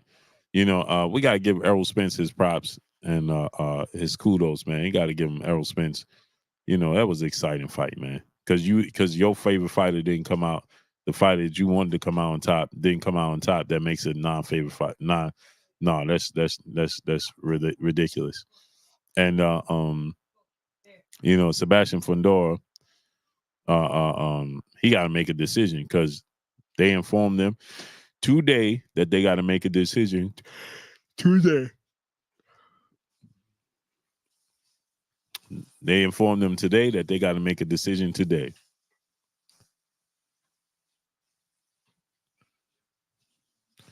Willie Bradley, where's Black Prime? Maybe they can promote Bud's last fight. Why do you care? Why do you care who promotes Terrence Crawford's last fight? Answer that question, Willie Bradley. Why do you care who promotes his last fight? Shouldn't you care only about him and seeing the fight? Why do you care who promotes the best fight in the world? Who says these things? Who says these silly things? Imagine this. Imagine in the NBA talking about, man, just let Michael Jordan sit out. Who cares? Let so anybody promote his games. You think they say that? That sounds absolutely silly, right? Jesse R, what's up, family? Oh, well, let somebody else promote it. You dudes is weird, bro. Boxing is a weird place. It's a weird sport, bro.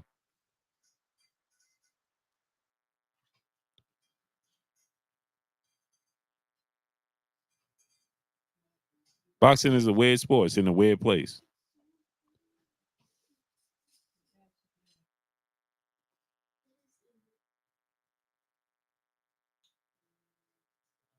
It's a weird place, bro.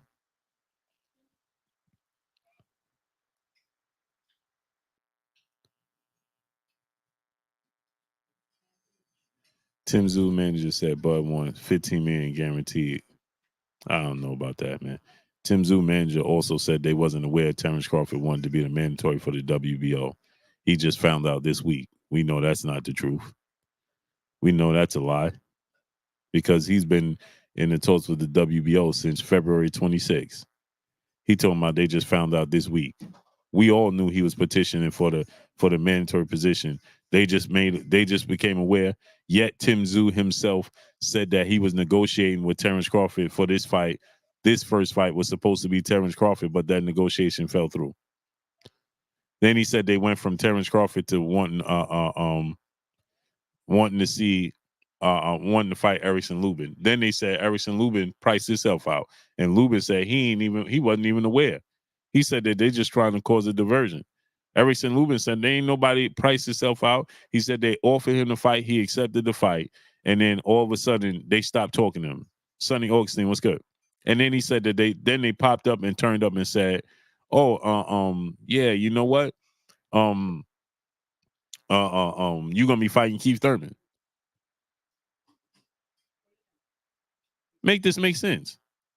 Destiny Black, peace and blessings to the queen in the super chat. I'm about to say in the super chat. In the building, peace and blessings, queen.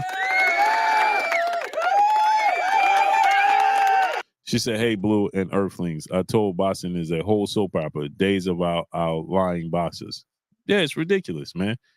And the managers and promoters is getting even worse. It's just worse, man. It's terrible. It's terrible, man. But let me get out of here, man. I appreciate y'all coming through, studying up, holding your boy Blue down, and showing me love. I came on a special time, it's a special day. Everybody's off work. Everybody's hours was different. So salute to each and every one. I appreciate y'all coming through, studding up, holding your boy Blue down, and showing me love. Y'all already know what it is. It's your boy Blue, Blue Blood Sports TV. Hate, like, comment, and subscribe. You haven't subscribed, hit the subscribe button, hit the like button, hit the bell icon to get all the new notification. Follow me on Instagram at Blue Blood Sports TV, all one word. Y'all already know what it is. Shouts out to the entire LDBC. Shouts out to Black Media Row.